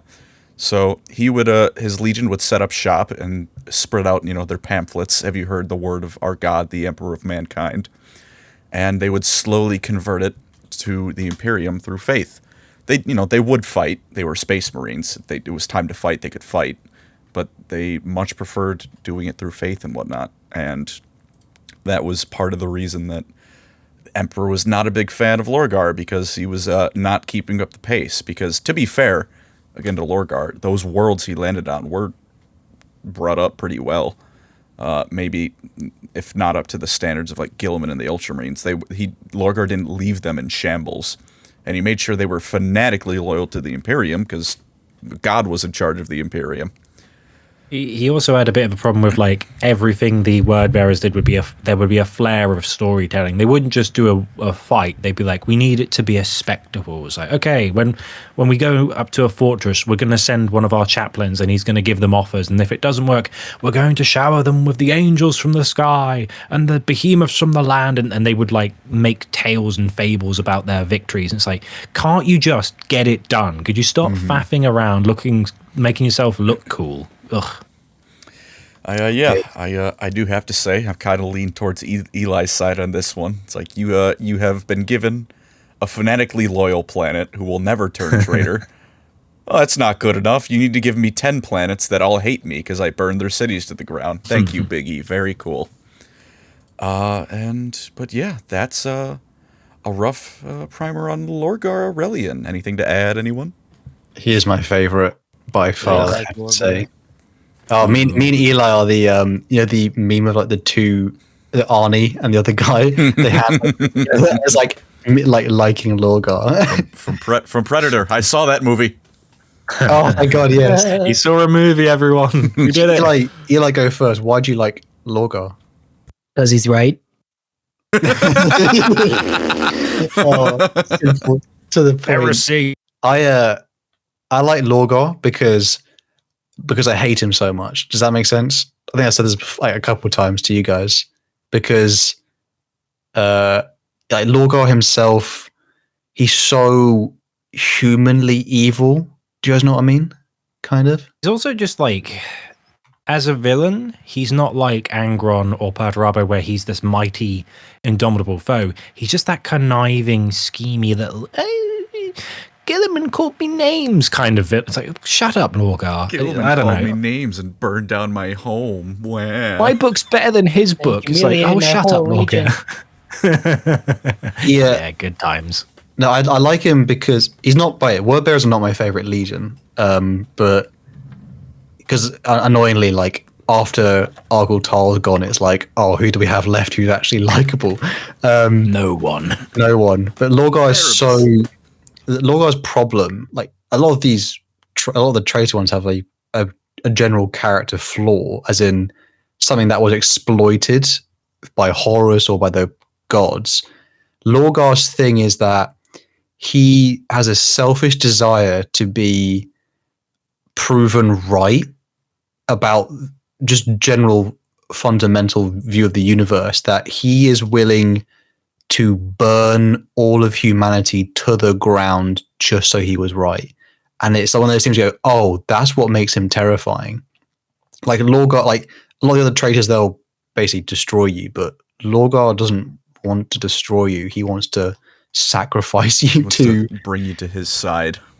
Yeah, he makes it's one of the things where when I read like some of his books as well, he's the only Primarch that made my skin crawl, just generally because it's like, oh, he's the Primarch who's the ugliest on the inside by far, because he's like the crazy fanatic who's like, yeah, I'll absolutely massacre everyone, and it was wonderful. Like he'll say that and he'll actually believe it. Or like Conrad Kurz knows he's a monster and he's sad about it. Boo-hoo, Conrad Kurz.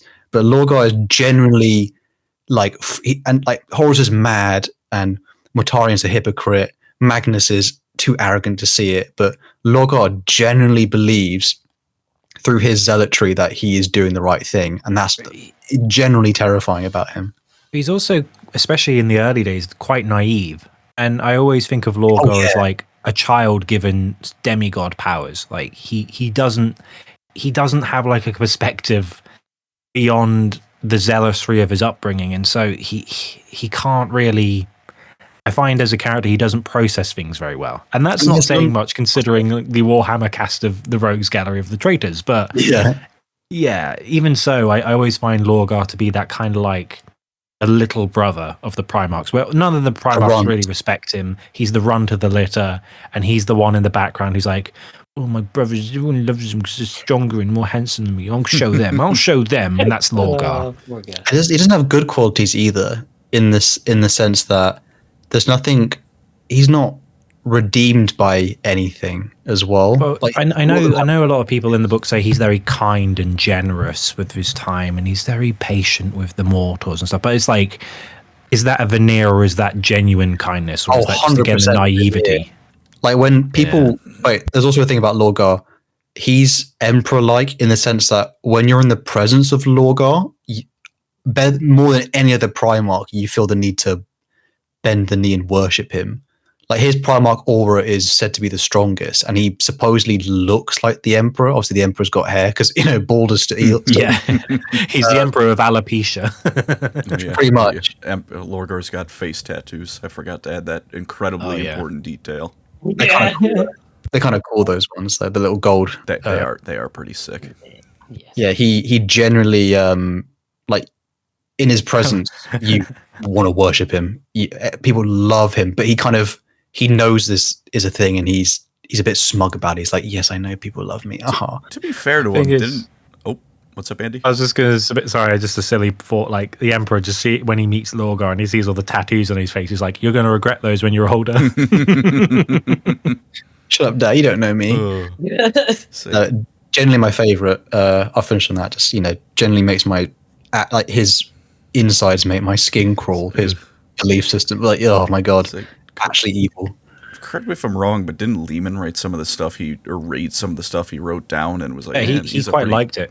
Yeah, he confronts Angron with some of his writings, and Angron's like, "Oh, a scholarly brother. He's rubbish. He's weak." And Lehman's like, "There's wisdom in here. Like, he knows what he's a weakling. Yeah, I agree, but he has got a few good points." At the very least, Lehman liked him. I say no. Lehman was surprisingly enough. He stopped Magnus and Lehman from attacking each other before the fall of Prospero. He actually was the one who was able to. He stood in the middle of the Thousand Suns and Space Wolves and said, "Stop fighting each other. We're friends." And he managed to. That's how much his. That's how he was. He's obviously not Horus levels charismatic, but that's how much he was able to. And to be fair to Lorgar, when Angron's recounting the Night of the Wolf, where Demon Russ and him clashed, and the Space Wolves and such fought the World Eaters, Lorgar, he's like telling, "Oh, I was the victor and I was right," and blah blah. And Lorgar was actually going, "No, you didn't listen to Lehman. Lehman was absolutely right. Oh, you monster! What have you done? What have you done?" And so there was that. I think with Lehman, it's like Lehman can't express his philosophical side because his legion is a bunch of drunk Vikings. But like, I guess he pines for, I want to be taken more seriously by the Emperor as a thinker. And he's like, "Oh, Lorgar's championing that. Oh, okay, he's kind of doing that thing I'd like to do more." And he's got a good head on his shoulders until fell from grace. But still, the only downside I'll say is when he becomes fully corrupted by chaos, I enjoyed how weak and vulnerable and how much he is a runt. And then when he's corrupted by chaos, he's like, he has that annoying thing where it's like, "Oh, I've done my super male grind set thing now, so now I'm a Chad." He's a top G now. Yeah, he's no longer like the runt. Like he's obviously a psyker too. So he does that thing earlier in the heresy where he briefly like stops Horus, and he can like manipulates Horus when they're like first meeting on the vengeful spirit because of his like psychic prowess and influence. But then at the end of the heresy, he just gets backhanded by Horus when he tries to take the throne. And he's like, "Yeah, Lorgar, out. You're no longer in the club." He banishes psychic projection Magnus. He also knocks out Fulgrim, but it's demon post Fulgrim. Just straight up claps him down. But yeah, I think he's the most compelling in terms of He's probably one of the best written. Isn't there that quote as well from the Primarchs where it's like, "Me and my brothers used to think Lorgar was the weakest of all of us. After the heresy, we knew we were wrong." Something along those lines. Maybe, but that just feels like something he wrote. written by Lorgar Laurelian. Oh my gosh! But that's think my if thoughts. the emperor just let him be, then the heresy wouldn't have happened. Malcador did say out of all the Primarchs, they wish they could have saved Lorgar. Yeah. If the emperor just embraced it, Delictito, whatever it's called, Divinitatis, it would have come to be. It would have probably come to be around anyways. Or if he stopped giving off every single appearance of being a god. Yeah, like, but you know what the fallout would have been? It's Perturabo in the corner going, "Religion is cringe. It's cringe." Oh, it would have been just Perturabo, probably. and then Perturabian heresy of him, and just filled with him and everyone. It's cringe. Him and like Curse, and that's it. Him first, and then there's 16 other people kicking them to death. Jeez. Oh, Yeah, but, it's like, hey, here's these visions of me coming down from heaven with my angels, and then I'm also going to make sure it comes true. But sorry, I was just trolling. It happened again. Eli, we lost Eli there. Eli. He was just that troll. was the Emperor silencing him. That was the Emperor saying no. I cut out again. Yeah, he said. He said I was just troll. Oh my gosh. It was Emperor is troll. Emperor trolled Lorgar is what I'm trying to say. Yeah. Holy. But with Lorgar done, Andy, would you like to tell us who lives? We've got a lot of work to do. Someone help me. I'm still alive, only I'm very badly burned. Oh yes, please. Vulkan lives.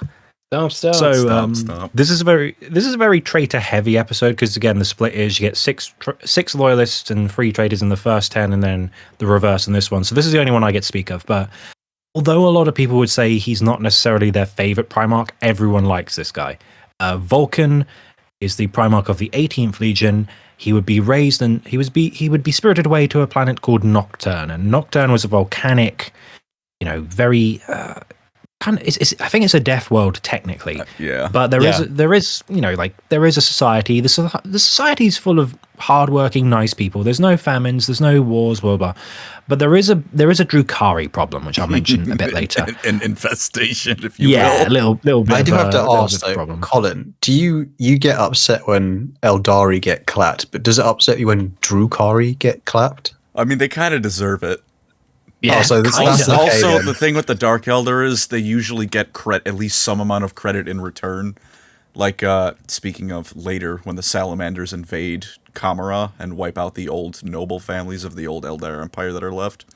That was on purpose by Vect. So, like, when the Dark Eldar are losing, they either give as good as they get, or they're losing because a different Dark Eldar planned the whole thing. You compare that with the regular Eldar, which is, Games Workshop needs someone to punch the death. Hey, Avatar Arcane, how you doing? Although in Warhammer TV shows, the Drukhari get clapped by everyone. Yeah, that is true. So I was even thinking about with the that Iron Within short. I'm like, oh, hey, look, they're good.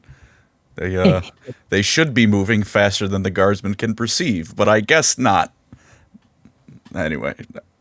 Well, usually not as angry when Drukhari lose. It's changing. Yeah. But yeah, so Vulkan grew up on this planet called Nocturne.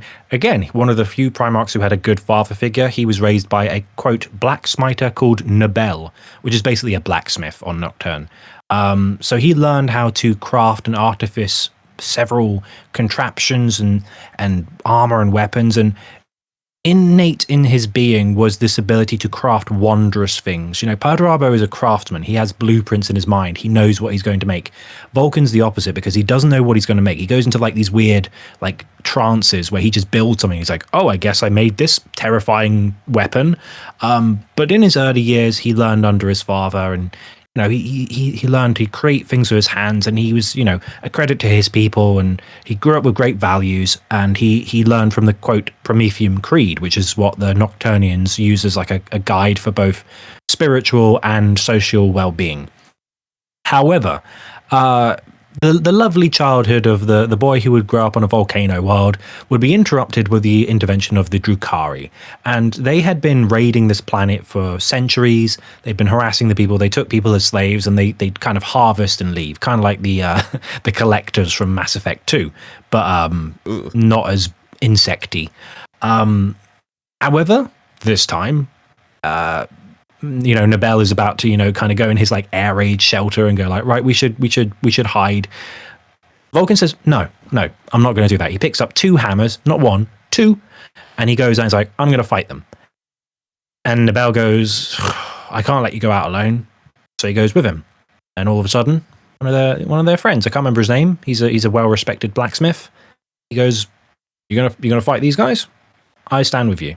And then eventually the entire settlement stands with Vulkan, and they beat the crap out of the Drukhari. They destroy the Drukhari because they didn't expect to face the biggest, bulkiest Primarch there is. Wasn't he wielding like 2 warhammers? He was like 2 years old or something when they did this. But I'm pretty sure he's already taller than all the guys there. Yeah, that's he's bigger than like these guys who make metal work for a living. Like, yeah, pretty strong. And they basically completely stop the Dark Eldar from invading again. They just go, oh, it's not worth it anymore. And shortly thereafter, when the planet's burgeoning, I don't know, it's not because Iron Hands have they're not called tribes, they're called clans. Is Nocturne clans, or is it a different title that they have? They have 7. It's similar to. I think it is clans, but they don't go. It's not clan. Blah blah blah. It's something clan. Well, they got 7. They got like 7 settlements, and with the Drukhari no longer raiding, they unite. They work together, and everyone's happy. And shortly thereafter, a stranger. I think actually this might be when he's called the Outlander. Whatever. A stranger appears, and they're like, hey, and something to be worth noting: the Nocturnians have a thing where they have these like glowing red eyes and jet black skin, and all of a sudden there's like this white dude. I'm like, who's this guy? Where did he come from? It's like, oh, he's just a stranger, just visited our planet. And they're like, okay, what's up with him? And he's like, oh, I heard you're having these revelries and you're having these, these big trials, these games of endurance and strength to show off how cool you all are. I want to put my hat in the ring and I want to try them out. And so the townsfolk go, what, this scrawny guys from some weird planet we don't know about? What are you going to do? He's like, oh, I'll challenge your biggest, bulkiest, strongest guy to any challenge. So Vulkan steps up and they compete in these games. And I'm not sure, if I remember correctly, they kind of have an even split of wins between them, like Vulkan wins some, Stranger wins some, and eventually they say, we're going to sort this out with one final test where we're going to hunt the salamanders of the wilds. And these salamanders are not just like little lizards, they're like dragons, they're huge. And the Stranger says, we'll go out there, we'll go to this mountaintop where there's these big ones that roam around, come back in like 24 hours, whoever's got the biggest salamander corpse wins. And so Vulkan kills one. It's pretty big. And he goes, this is pretty good. I'll take this back. And then the mountain he's on where there's a volcano erupts. And he's carrying this massive salamander and he falls off this, I think it's a bridge or a ravine or something. And he's like holding on by his fingertips. And his salamander falls into the lava pits below and disintegrates. I thought he held on to it for ages. Oh no, he holds onto it with one hand, doesn't he? Yeah. Yeah, he refuses to let go of it. Yeah, I can't let go of this because it's like my prize. Then the Stranger finds him hanging off this edge and goes, pretty big salamander that. And the Stranger's got this gargantuan one on his back, like one arm over his shoulder, like, oh, that's a pretty big salamander. Mine's bigger. Mine's bigger. And Zorgan's like, damn, I've lost the competition. But the almost spoiled it there. The Stranger goes, no, I can't let you die. And he just chucks away his salamander corpse. And he goes, I'll pull you up. And Vulkan's like, no, I can't. Bollocks. So he lets go of the salamander so he can, take the Stranger's other hand and be pulled up. And, he's a big dude. And this guy's, I'll just lift you up, no problem. I think he still has the corpse of the massive salamander. Vulkan keeps the salamander. Yeah, he doesn't drop it still. Oh yeah, so the Emperor casts in the fire to save Vulkan, doesn't he? And then he walks across it he sacrifices his own prize to make sure Vulkan. Yeah, so lives. that Vulkan can live. And so they go back to the village, and Vulkan's like, "I've got this big salamander. The Stranger didn't get one." And Vulkan's like, "No, he did. It was I'm telling you, it was this big. It was way bigger than mine." So the Stranger actually won, and the Stranger revealed himself to be the Emperor and said, you're pretty good at a lot of things, my son. Why don't you come with me on my rocket ship? We'll go back to Holy Terra and we'll show you some cool stuff. And that sounded really dodgy though. He said the Emperor arrived on Nocturne and said, "Get in my van." Oh, no. That is like the was it from is it what's the car thing that flies? The child catcher guy. He's like, "Oh, children, chitty, chitty, bang bang." Yeah, come out to play. The Emperor got out some lollipops and went, "Come get your lollipop." No, he didn't. That's an image. Yeah, that is an image. But yeah, then Vulkan would be installed as the leader of the 18th Primarch, named the Salamanders after their great bout of endurance and tests on Nocturne. And Vulkan's a really nice guy. Like, everyone loves Vulkan. He's a master craftsman. He's the tallest Primarch. He's this big, friendly giant, and everyone in the 40k universe community loves Vulkan. I've never met anyone who says I don't like Vulkan, because he's just so likable. He's nice.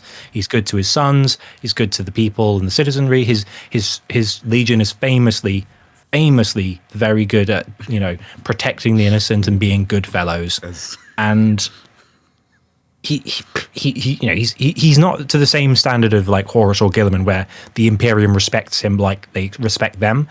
But they still go, oh. I think the thing is with like Nocturne, because of their like glowing red eyes, the Imperium's kind of like, oh, I don't know about this guy. He's kind of intimidating. But then they go, oh, they're big softies. They're big teddy bears. Oh, we love them when we get to know them. It's like the difference between like, oh my god, these are the great heroes of the Imperium, and then Vulcan's like, this is my best friend. I love this guy. Yeah.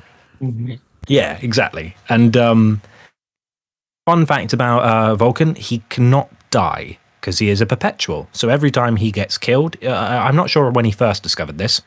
Might have been Istvan. Curse. Oh no, it would have been. It would have been Istvan. Yeah, Istvan's like, oh, it's all going terribly. Bang! Oh, I'm dead. Hang on, I'm back. That's weird. And so yeah, Vulkan's special ability is every time he dies, you could drop him in a pit of lava, and at one point he is put in a pit of lava, and he comes out unscathed somehow. He just disintegrates, and then I guess the carbon atoms of his body bubble up to the surface, and then outside of the pit of lava they coalesce again into his body, and starts off as like a skeleton, then the tissue grows, and then all of a sudden he's back to normal. I think the worst one was when Siege of Terror, Demon Magnus, destroys him on a molecular level until he's just like a charcoal like skeleton thing, and that starts to regenerate. That's one of those. Oh. Well, Kurz puts him in like one of the engines of like the Nightfall, straps him to one of the engines at the back where like the exhaust is, and just disintegrates him. And then he wakes up the next day and is like, Vulkan's back. He's like, what do you mean Vulkan's back? We put him in the. And it's like, no, he's in the like mess room. What? And you can't keep him down. You can't keep a good Vulkan down. And Vulkan lives. Stomp, stomp. Vulkan lives. Vulkan famously lives. Stomp, stomp. And basically, Vulkan was he was so good at crafting stuff. He had like hundreds of amazing wonders of artifice. And he famously told his Forge Master Tekel, I want you to only save, I think it's 9 of these relics, and everything else you chuck into the volcano fires and destroy. Because he was so good at crafting weapons, he was fearful that they would be used against the Imperium. So he said, if I can't look after these things, they're going to get in the wrong hands. And so I'm going to task my most trusted Forge Master to burn everything that we have, because I'd rather burn all these wonders that I've created in a fugue state rather than them be used by the traitors. And he would die, quote, at the Battle of Istvan, and he can't keep a good Vulkan down. He would not let that slow him down at all. So anything else we want to mention about Vulkan? If I'm ready to, does anyone else want to go first, or should I? You could go. I was going to say, if like someone's new to Warhammer and you're probably wondering, he sounds all right, but why does everyone really like Vulkan? Vulkan is other than maybe Guilliman and a few others, Vulkan is really raised like a normal person, like with family and love, and he's actually given a healthy life, and he turns out obviously he's wholesome. He's the most human, truly the most human on the inside out of all the Primarchs. Unless you are an unarmed Eldar child. I was thinking that, as well. Unless you're an unarmed child. Then you get the flamethrower. Have you seen that meme of the salamanders in the bushes and there's an elder child? It's like, oh my gosh, this is wrong. And they just chucks a knife at it. It's like, it's got a knife and sets fire. He's really, he's not just, but when we say nice, he's not just nice. Like he can really lay it down if he needs. That sounds filthy. He puts himself between a child and an orbital bombardment, doesn't he? In the heart of the dragon. He also even amongst his brothers as well. The reason he wouldn't often win against him in so-called like duels or like bouts, like people don't often rank him high up on like the who's the best duelist, is because he would always hold back because he's the only one of them who didn't want to hurt them. He actually loved them, and so he would always hold back. And then obviously famously basically after the point of in the heresy when he decided, all right, I'm not holding back anymore, he's basically won every fight since then. Like I'm not holding back, proceeds to crunk Kurz like it's also a hammer, the best line ever. And I think I would like literally smash with the hammer. And who's the character in Smash Bros who like Ice Climber? Yeah, it might be that. Yeah, and then just absolutely crunks. Or like of course. In Smash Bros when you do the move with the baseball bat. He and then someone goes flying off the edge. That's Vulkan. I was thinking that one where it's like that power hand. It's like bonk.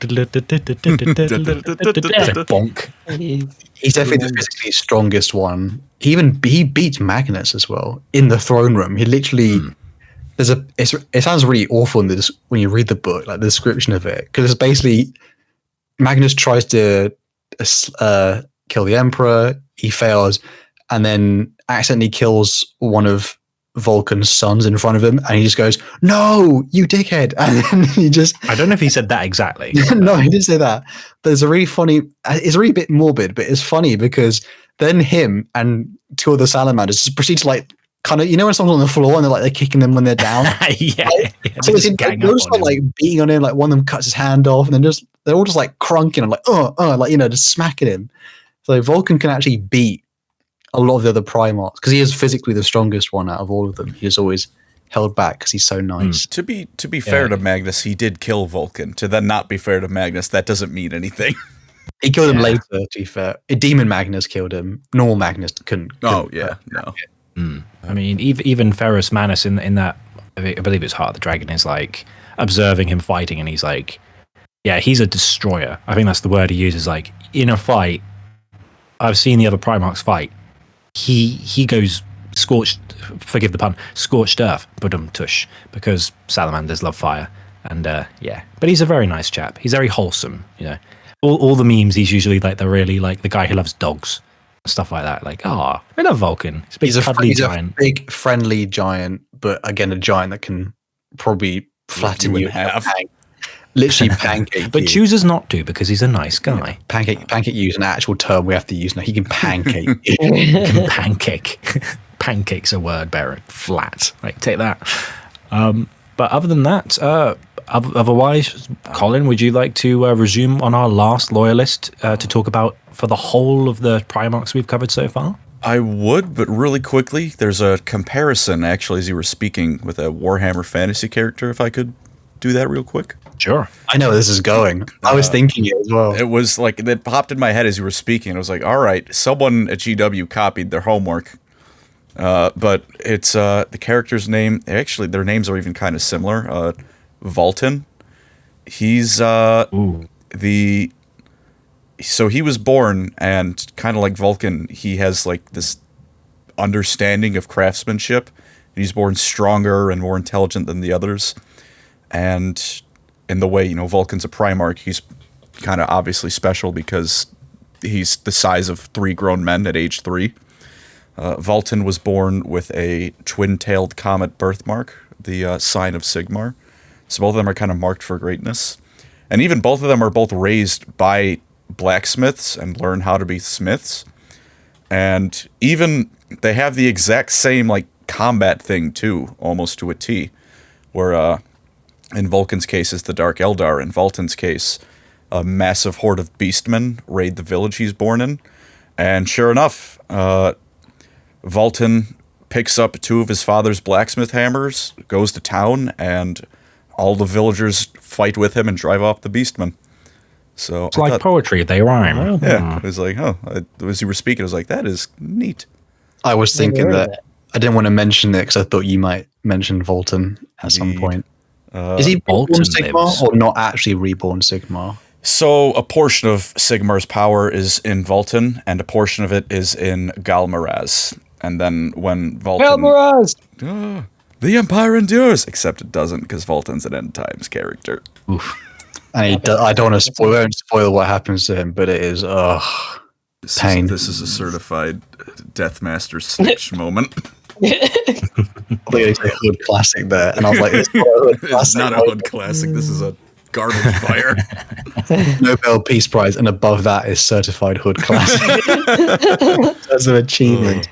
Oh my god. One of them. But yeah, that was just something as you were speaking. It was like, oh, hang on a minute, they rhyme, like you said.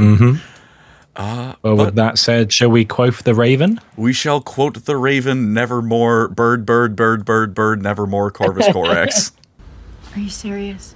I've mastered the ability of standing so incredibly still that I've become invisible to the eye. That sums it up, basically. That's Corvus Corax for you. Corvus Corax is caca, caca. The end. He landed on the moon Lycaeus. Once again, apologies to any Greek speakers out there. All right. I believe it's all right. Lycaeus, I got it right. Yeah, Which was a it's moon. like Lycaeus, Lycaeus, one of the two. But it was a moon orbiting the planet of Kievar. Kievar was a forge world, while Lycaeus was basically a planet-wide mining pit that would supply the forge world with materials for them to make all their stuff. They had guilds down on Kievar, and they supplied themselves with the slave labor up on Lycaeus. And when Corvus landed there, the people who found him believed that he was a savior they had been waiting for. And because of, he's a baby that falls out of the sky, seems to be doing quite well for himself for a baby that fell out of the sky. So despite the fact that, because they're slaves, they don't exactly have a lot to go around, they pool together what they have to keep him alive and train him in all the things they know. So because they're kind of going all in on Corvus being the savior, they train him in the art things like rulership, philosophy, politics, but more relevantly for Corvus's skill set, all sorts of covert black ops stuff, stealth, sabotage, if you really need to do it, assassination, sneaking about, all that sneaky stuff his legion would become known for. And as he was growing up, he slowly diverted resources to weapons productions. He didn't do it all at once. He made sure to be quiet about it so that the guilds down in Kievar wouldn't notice this. The shipment is about half as big as it should have been, and these slaves have a lot more weapons than they did before. He was very cautious with it, and he would store away weapons into caches to be used for later. And while he was doing that, him and his operatives would essentially stoke the fires of rebellion. So they'd stoke discontent, they'd cause riots at key moments and locations, and just imagine the world's most emo French resistant operative, and you got Corvus Corax. Le Corvus Corax. And when it was finally time for open revolt, what's that line from Dawn of War? Corvus deployed multiple simultaneous and devastating deep strikes across Lycaeus with all those weapons that he had been storing away. And when Kievar responded with its military proper, Corvus and his forces used just the best urban combat hit run tactics you have ever seen in your life and wore them down with just unparalleled tactical and strategic warfare. And it came to a head when the gravity tethers used to ferry supplies to Kievar were nuked. So if you ever played Halo 3 ODST, that mission where the New Mombasa, the space elevator falls apart in front of you, that only multiple times. Eat first, straight into hell. And back again. And this caused the planet Kievar, because its sources of supplies are no longer existent, plunged into civil war, and the inhabitants of Kievar renamed the planet to Deliverance. And I think, Corvus Corax's name even translates to savior or deliverer, if I'm remembering the exact thing correctly. But not the one we hear, because we know exactly what it means. No, because his name means bird for us. Raven. Oh, thank you, GW. That's almost as bad as Iron Hands. Oh, someone corrected me the other day on my Iron Hands video. Ferrus Manus doesn't mean Iron Hands. What does it mean? It means Iron Man. I know, it's not much better.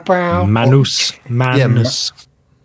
It is not actually Iron Congratulations, Hands. we're up from an F to an F+. I guess if it was Iron Hands, it'd be like ferrous appendage or appendus. If anyone hasn't noticed, by the way, there's a heavy Quoth the Raven, Edgar Allan Poe. Yeah. Edgar Allan Poe is Corvus Corax. Which is funny because I read that he doesn't really like poetry. Which is just really funny to me. I think, there's like a whole, also his life kind of rhymes with elements of that poem as well, which is like, it's one of the few things where, like, if you read it, you go, it's not too bad, but from when you describe it to you, the listeners, our victims, you think, what are these people talking about? This person copied my homework. When it's summed up in 5 minutes and not a 300-page novel, it's kind of insufferable. Not insufferable, but it's like, that is so heavy-handed. It's better. It's a bit pretentious. We can say that. Like Ark and Land Raiders. That's not even pretentious. That's just stupid. That's like good stupid though. This is Corvus Corax is feels lazy at times. Bird. I'd say unfortunately he has. I hate to say it. Guy Haley's got one of the worst Primarch books, as in like the just the exclusive Primarch novels. I didn't. Have you read that one, Andy? Too. Which one? Corax? The Corax, just the Primarch novel. Not yet. I mean, to be honest, I wasn't really a fan of the Magnus one. I was reading that. I was listening to that and I was like, it's a bit slow.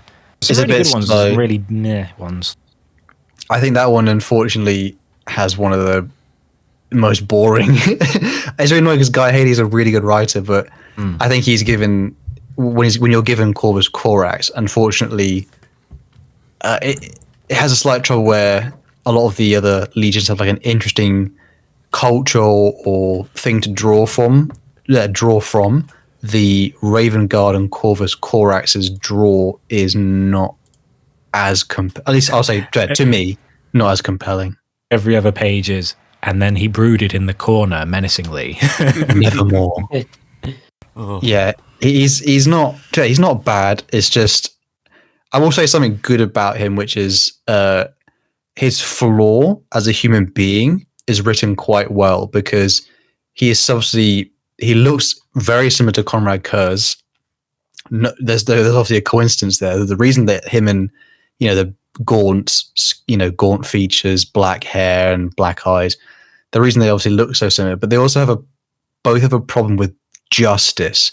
And Corvus Corax's problem is similarly that he just cannot let go of things.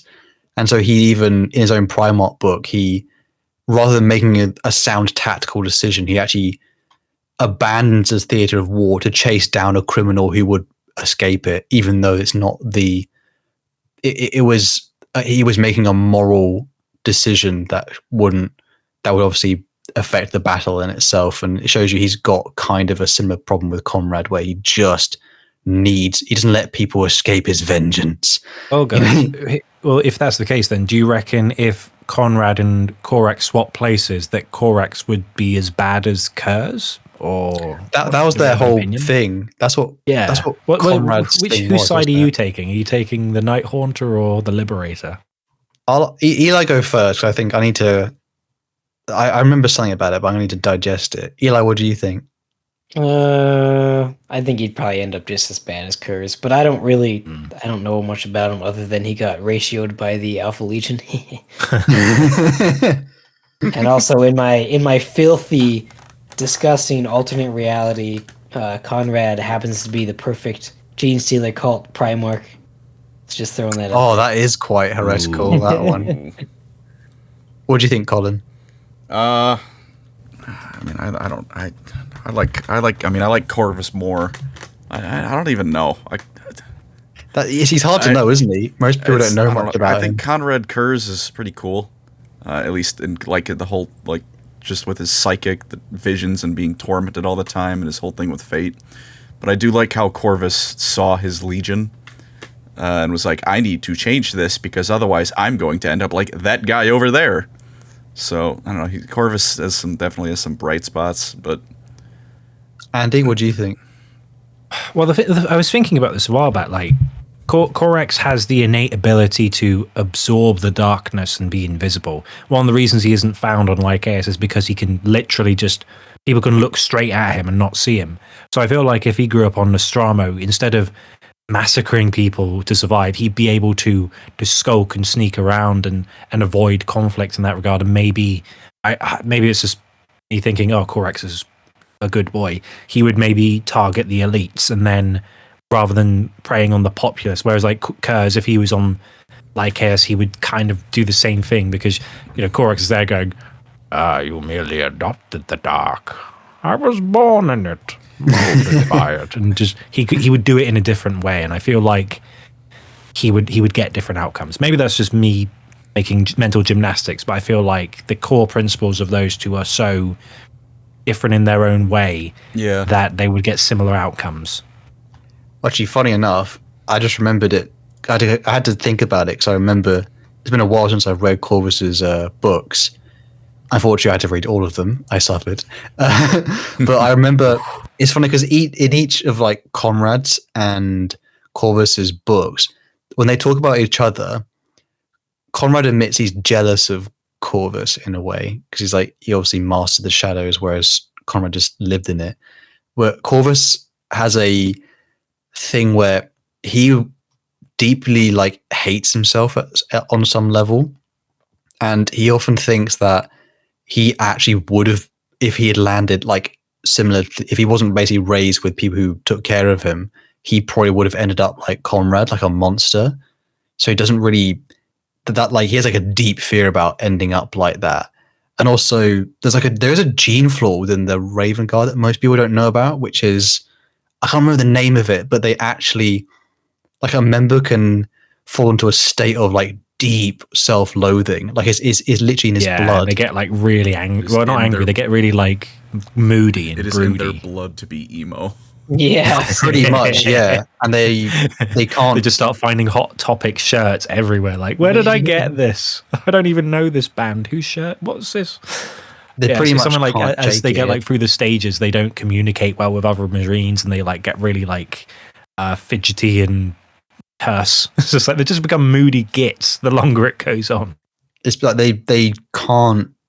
Very rarely do some of them make it out of it as well. So most of them ended up they go to like these special squads that are essentially used as like, oh, you'll do basically whatever mission is like got 0.1% odds. They'll volunteer.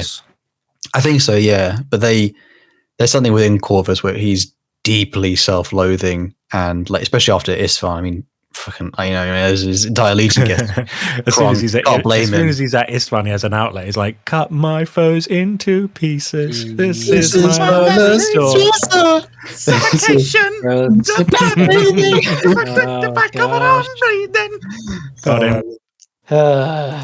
He has some redeeming quality about him. He is kind of like Guilliman in the sense that he's actually extremely competent, and there's a cool part of one of the novels where he returns back to Terra and they go to get some of the special Primarch gene seed in the Emperor's lab, and the Emperor shows Corvus how to basically navigate it, and he kind of does that thing where like he goes like, all right, I'm going mind state, and he basically navigates he navigates his legionaries and custodians through like an entire maze, like just with his. He does that thing in the Robert Downey Jr. Sherlock Holmes films where he's like envisioning it. He's like, he literally is that, yeah. Do this and that, and then that. I like to think he had a Jimmy Neutron brain blast. Yeah. A bit cooler than that, but he is, yeah.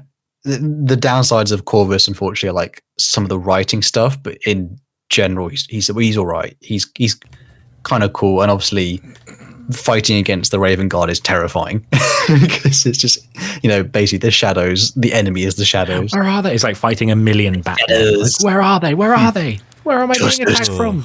To wrap off with Birdman. Horus, Birdman. Harvey Birdman. Attorney Law. The Emperor arrives on the same day as the renaming of the planet to Deliverance, and he was pretty happy with what Corvus had done. And in exchange for the Emperor helping restore order down on Kievar, so Corvus, he's got a sense of justice. He's not too vengeful. The Corvus will take command of the Raven Guard Legion of Space Marines. They spoke for a couple days. No one knows what they said. That just they hashed out that deal during that time. And Corvus would, as I kind of said a bit earlier, he was not a fan of the Terran elements of his legion because they were a bit too night hauntery for his likings. So he would kind of send them off to do things separate from the rest of the legion, and then they go across the galaxy, great crusading very sneakily. And then, interestingly enough, two things. He is the guy I kind of said earlier. He was the one Primarch who wasn't the biggest fan of Horus. I believe the reason was Horus kind of ordered him to do like a frontal assault of a fortified enemy location. 65 or something like 46, gate 46. Yeah. And he's like, uses them as pawns, and he's like, my son, and he's very protective of Astartes as well. Like, he does not like his men dying at all. Yeah, so Horus forced him into something that A, was completely out of the Raven Guard's element and standard operating procedure, and B, resulted in a lot of dead birds. So Corvus was not out of all the Primarchs. Corvus Corax was probably the only one who did not like Horus because of that. And if I remember correctly, that was rather early on in the Horus's tenure as the War Master. So that could have been Horus's kind of growing pains as the War Master. Although that being said, I could just be giving Horus credit, and maybe he was just being a prick. I mean, he didn't think it through. He's like, I want the Raven Guard to do like an Iron Warriors-esque frontal assault. It's like, bruh, do you know what the Raven Guard do? Are you what are you on about? Yeah, get them to do sneaky stuff. That's what they do. Not great showing by Horus. Funny that but then again, Horus also didn't like his men dying, so he was like, oh, the Raven Guard can die instead because my son's more important. Basically, fuck you, got mine. Yeah, like I'm not sending my men to do the dirty work and you do it. Yeah. And then one last thing for Horus, Corvus Corax. Stop naming characters ending with us, GW. I beg of you. Raven Man, Edgar Allan Poe. He had an older sister / mother figure named Natsuri Ephrenia, which I thought was neat. Oh yeah, she's the one who, when he crash landed, he saw the little girl in front of his capsule. She's the first human he ever saw. And then later, he saves her life, and then she goes on to become a shipmaster, if I remember correctly. She survives. She takes him from Istvan, and she basically lives. She's an old lady by that time, and she's been out and about. Yeah, she's pretty old, but it's pretty cute, that part, because it's like he arrives back on the ship, armor damaged, and most of his legion died. It's just like, oh, there you are, friend. What are you doing on this fan, stepbrother? Oh, why'd you ruin it? It was so nice. Certified Colin moment. I lied in the script when I said I would hold myself back from any uncouth jokes. And with that, Andy, would you like to talk about the Alpha Legion guys? Where's the baby? There he is. Where's the baby? There he is. All right, okay. So little is known about Alpharius. Good night, folks. That's all we got. Thanks, guys, for listening. We appreciate it. Yeah, like and subscribe. No, okay. See you next time. It's kind of again. I know I said who was it? I said one of the Primarchs. Horus. There isn't much before the heresy. Alpharius, there isn't much at all. That's kind of his thing. But yeah, the interesting thing about the 20th Primarch is there's actually two, and I have to disclaimer this. According to Alpharius, the guy who's known to be a manipulator and a liar, he was the first Primarch ever to be found. So take it with a grain of salt. But the idea is, when the Primarchs were scattered across the stars, one of the twins, Omegon, would be spirited away. But Alpharius actually never left Terra. I can't remember exactly where it was, but the Emperor and the Custodians just kind of go like, "Oh, here's one." Like they just go like outside, and there's just a pod on the floor, and they're like, "Found him, cool." That's a quick Primarch found. Oh my god! I have to say it. The Emperor actually does superhero landing.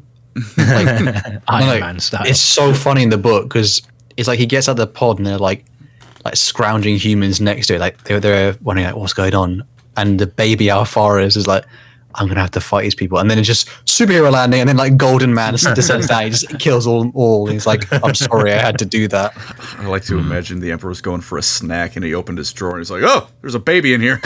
Oh, it's the one no one likes. Wait, that's my baby. Is that licorice flavored?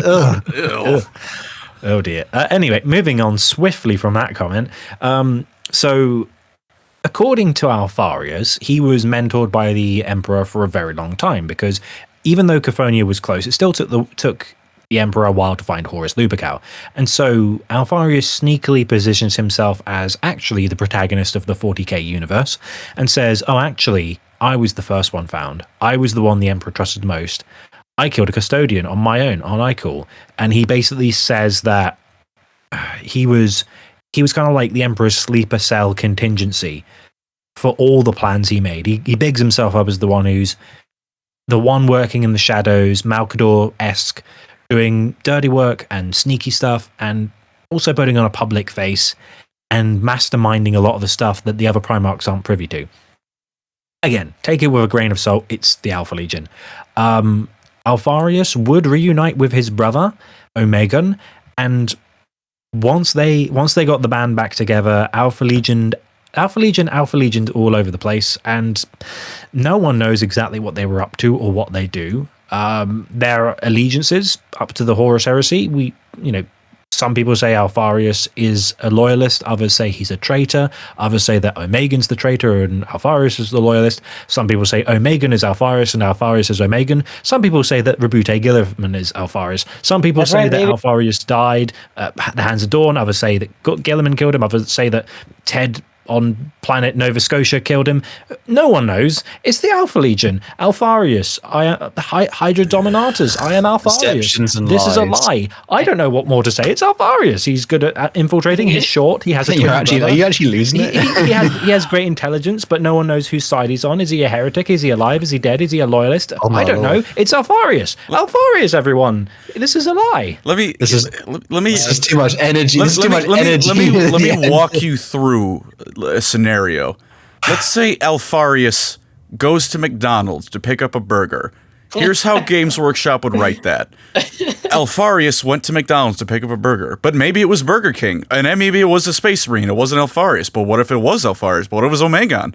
We won't tell you any answers because we don't know what a mystery is. We're just going to throw... What is a Big Mac? All of the... What is a Big Mac? Did he really order a burger? Maybe it was a Shamrock Shake. By the way, go get yourself a Shamrock Shake. This is not sponsored. I just fucking love Shamrock Shakes. It's the Alpha Legion's writing is to throw all of the questions you could possibly have on the floor and then never pick them up, never answer them. Some say that Alpharius went for the vegan option, but we all know that Alpharius is a cannibal. A carnivore. This is a lie. It's like, but that itself is a lie. Alpharius is vegan, but he's not. He's... I don't know how to write mysteries. Omegon says he's a pescatarian, but we all know that Omegon lies. And if Alpharius tells the truth, but this is a lie. If you're slightly lost listening to this, for the new people here, welcome to the Alpha Legion. Alpha Legion deception and lies themselves, they're pretty hard to follow at times, and often to us, I think as well, sometimes quite frustrating because there's a bit of a trope of, aha, we knew all along. That kind of thing in certain stories you have where it's like, we were Alpharius all along. Yeah. It's a little bit frustrating, but they are cool in many ways, but it's a big overarching trope though. The premise could be cool, it's just an execution. You'll never get any straight answers, which again, mystery is cool. I like when there's mysteries, gives you stuff to talk about. But nothing is ever answered, and it just gets frustrating after a while when and like you said, Hal, add on top of that, every other drop of a hat, Games Workshop will go, oh, actually, the Alpha Legion planned this all along. Or did they? Here's a question. See if we can get a consensus on this.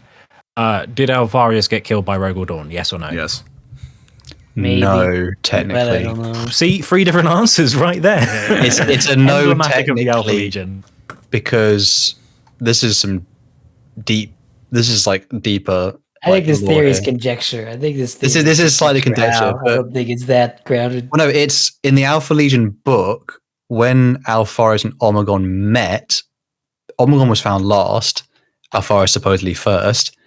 When he rescued his brother and they arrived back on their flagship, they agreed to trade places permanently. So the Alpharius who had been on Terra then became Omegon. And so therefore throughout the Horus Heresy, when it seemed like Omegon was sabotaging at certain stages, that was the Alpharius who's slightly more Terran loyal because he obviously grew up on Terra. So when we say Alpharius got killed by Rogal Dawn, that's actually Omegon who was whisked away by the Chaos Gods to a different planet. So Alpharius didn't die that day. Alpharius is considered alive. Well, of course, if that makes sense. Then flip that around. How do we know they didn't switch places again? Or how do we know that... like musical chairs. We'll or never, that Alpharius didn't just lie about it. We'll never know, but most of the Alpha Legion also have one of the better books in the entire Horus Heresy, which is the book Legion, because they do have they are quite interesting in the fact that they operate like, I think you say, Colin, that you like how the Ultramarines operate like a modern army. Mm-hmm. The Alpha Legion in some of the books, which they're good in, they actually operate like a modern espionage cell. The CIA. They actually are they really are competent, and it's annoying when there's so much like, but the true thing all along. But they do have their redeeming factor is that they do outclass a lot of the legions, not necessarily in combat, but in terms of the other legions will win the battle, but the Alpha Legion will always win the war. But if they have to agree on what war they're fighting first. If you know what I mean. I guess the real Alpharius was the Alphariuses we made along the way. Yeah, that's right. I think, Eli, you hate that book, don't you, where Alpharius dies too? I wasn't a big fan of it. Why did you hate that one so much? Because I haven't read it yet. It's been a while since I read it, but it was mostly like, I'm Rogal Dawn, and I'm smarter than Alpharius, and I'm going to outsmart the Alpha Legion at their own game for an entire book, because the Alpha Legion are prideful. And because of that one negative trait, they're going to lose every battle in this book. And that sums it up for me. Yeah. The thing is, there is like a bit where the Alpha Legion deal with the Shattered Legions with the Iron Hands and such, and there's like a bit where Alpharius Wink gets shot in the head and his brain gets blown out, and then the real Alpharius turns up, and and if it is him, he's so smarmy. He outclasses all the remaining Astartes. He kills a few, he wounds a few. And he's like, oh, look over there. I'm about to detonate this bomb. Tee-hee-hee. Oh, you're not so clever. Hello, Nikona Shuriken. You're a good swordsman, but I'm better. Don't try it. Bye. It's like, Alpharius, could you stop being smarmy for 2 minutes? That's the fatal flaw of, it's always hard to know, particularly the 20th Primarch true personality, but that's like kind of his fatal flaw, isn't it? Where he wants others to see his brilliance. He has a certain... Even though he's meant to be a stealth and not stealth, but I mean, deceptive espionage legion. They do want others to recognize. It does make sense though, because they never get like any glory, and so he's probably a bit like, oh, my brothers get all this renown, and so I want like just a little to satisfy me. It's like a serial killer leading notes to the police. It is exactly that. That's pretty spot on. Go ahead, sorry. I was just going to say, as far as I'm concerned, Rogal Dorn is my top favorite Primarchs because he took a chainsaw to Alpharius' face. Well, he cut his arms off first, didn't he, as well? Even better.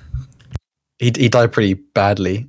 One slight redeeming thing about Alpharius, he actually values like normal humans to the same degree of like Space Marines. So the Alpha Legion often use operatives, and they've conquered worlds without even putting a Space Marine on it. Yeah, so, they've conquered worlds firing a single shot with like Exodus, their like specialist sniper. They're pretty efficient. But can I just mention like something stupid?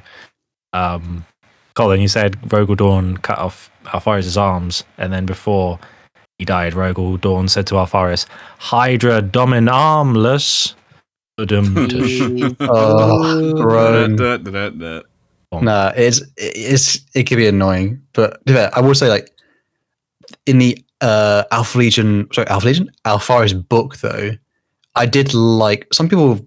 I've seen that some of the other creators, they don't like that Alpharius seems quite normal when he interacts with normal people, but Alpharius does talk to, like, Space Marines can be a bit condescending, and they'll talk to other, space. We're the super soldiers, we're the best, and Alpha Legion value the humans as much as the Astartes in their legion. So their legion serfs are actually treated like equals, which is quite.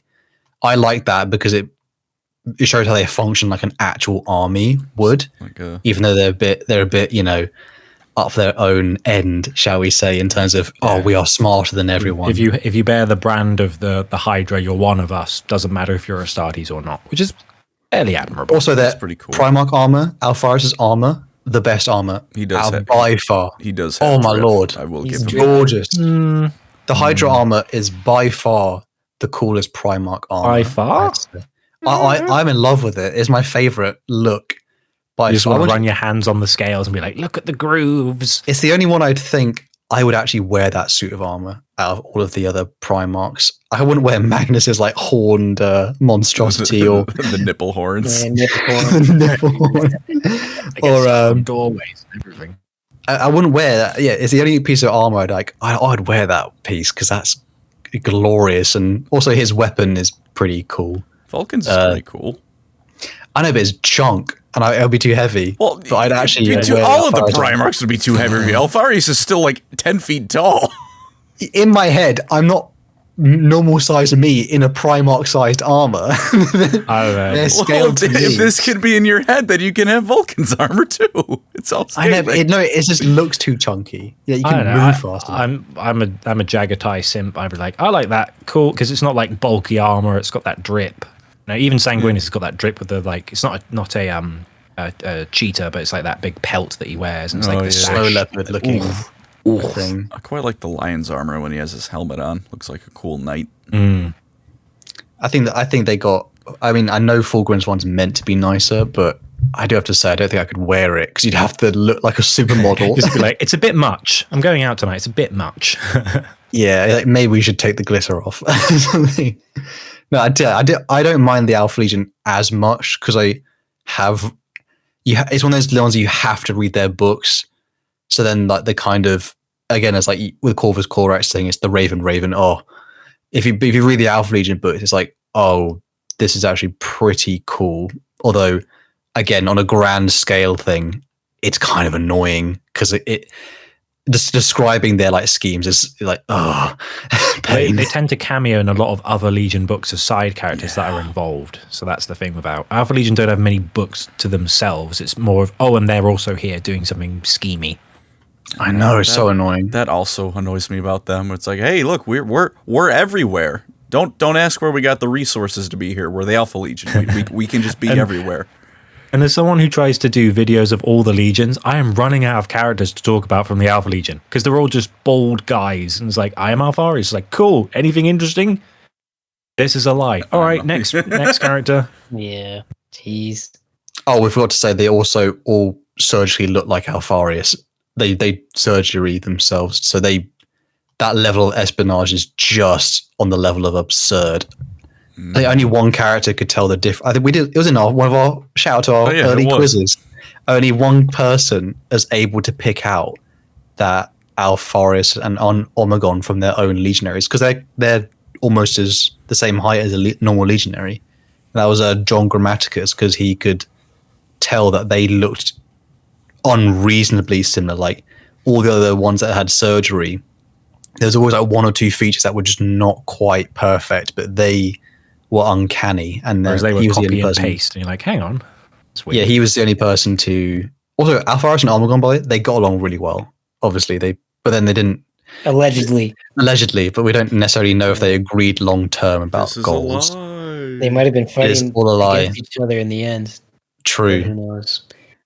With that 5-minute discussion of lore and 15-minute discussion of why the Alpha Legion is annoying, that has been the Primarchs. And yeah, that is up till the Great Crusade and a little bit during, and also sometimes a little bit after the Great Crusade, just as a little hint of what's to come. That should be your primer on the Primarchs, your primer mark. And yeah, and if let us know. Of course, the question of the week: which Primarch you least want to babysit? What's the worst case scenario? Let us know the second question if you'd rather double jump and shit yourself or fly and shit yourself. Don't forget that one either. Both scenarios have defecation in the end. And thank you so much for watching, listening, and if you wanted to know more about particularly a Legion or a Primarch, obviously let us know. We love to hear your feedback, and obviously we want to do what you guys are interested in. Mm-hmm. And they've all got books. They've all got books too. And for our next episode, we will be doing a little bit. We're going to go a little bit further away from Space Marines. We're going to be doing the Farsight Enclaves. So we're Xenos, some Xenos lore, boys. So we'll be doing some spicy Tau, but not quite Tau. You'll see what we mean when we get into the nitty gritty. Indeed. Other than that, thank you so much for listening, and we'll see you all very soon. Take care, everyone.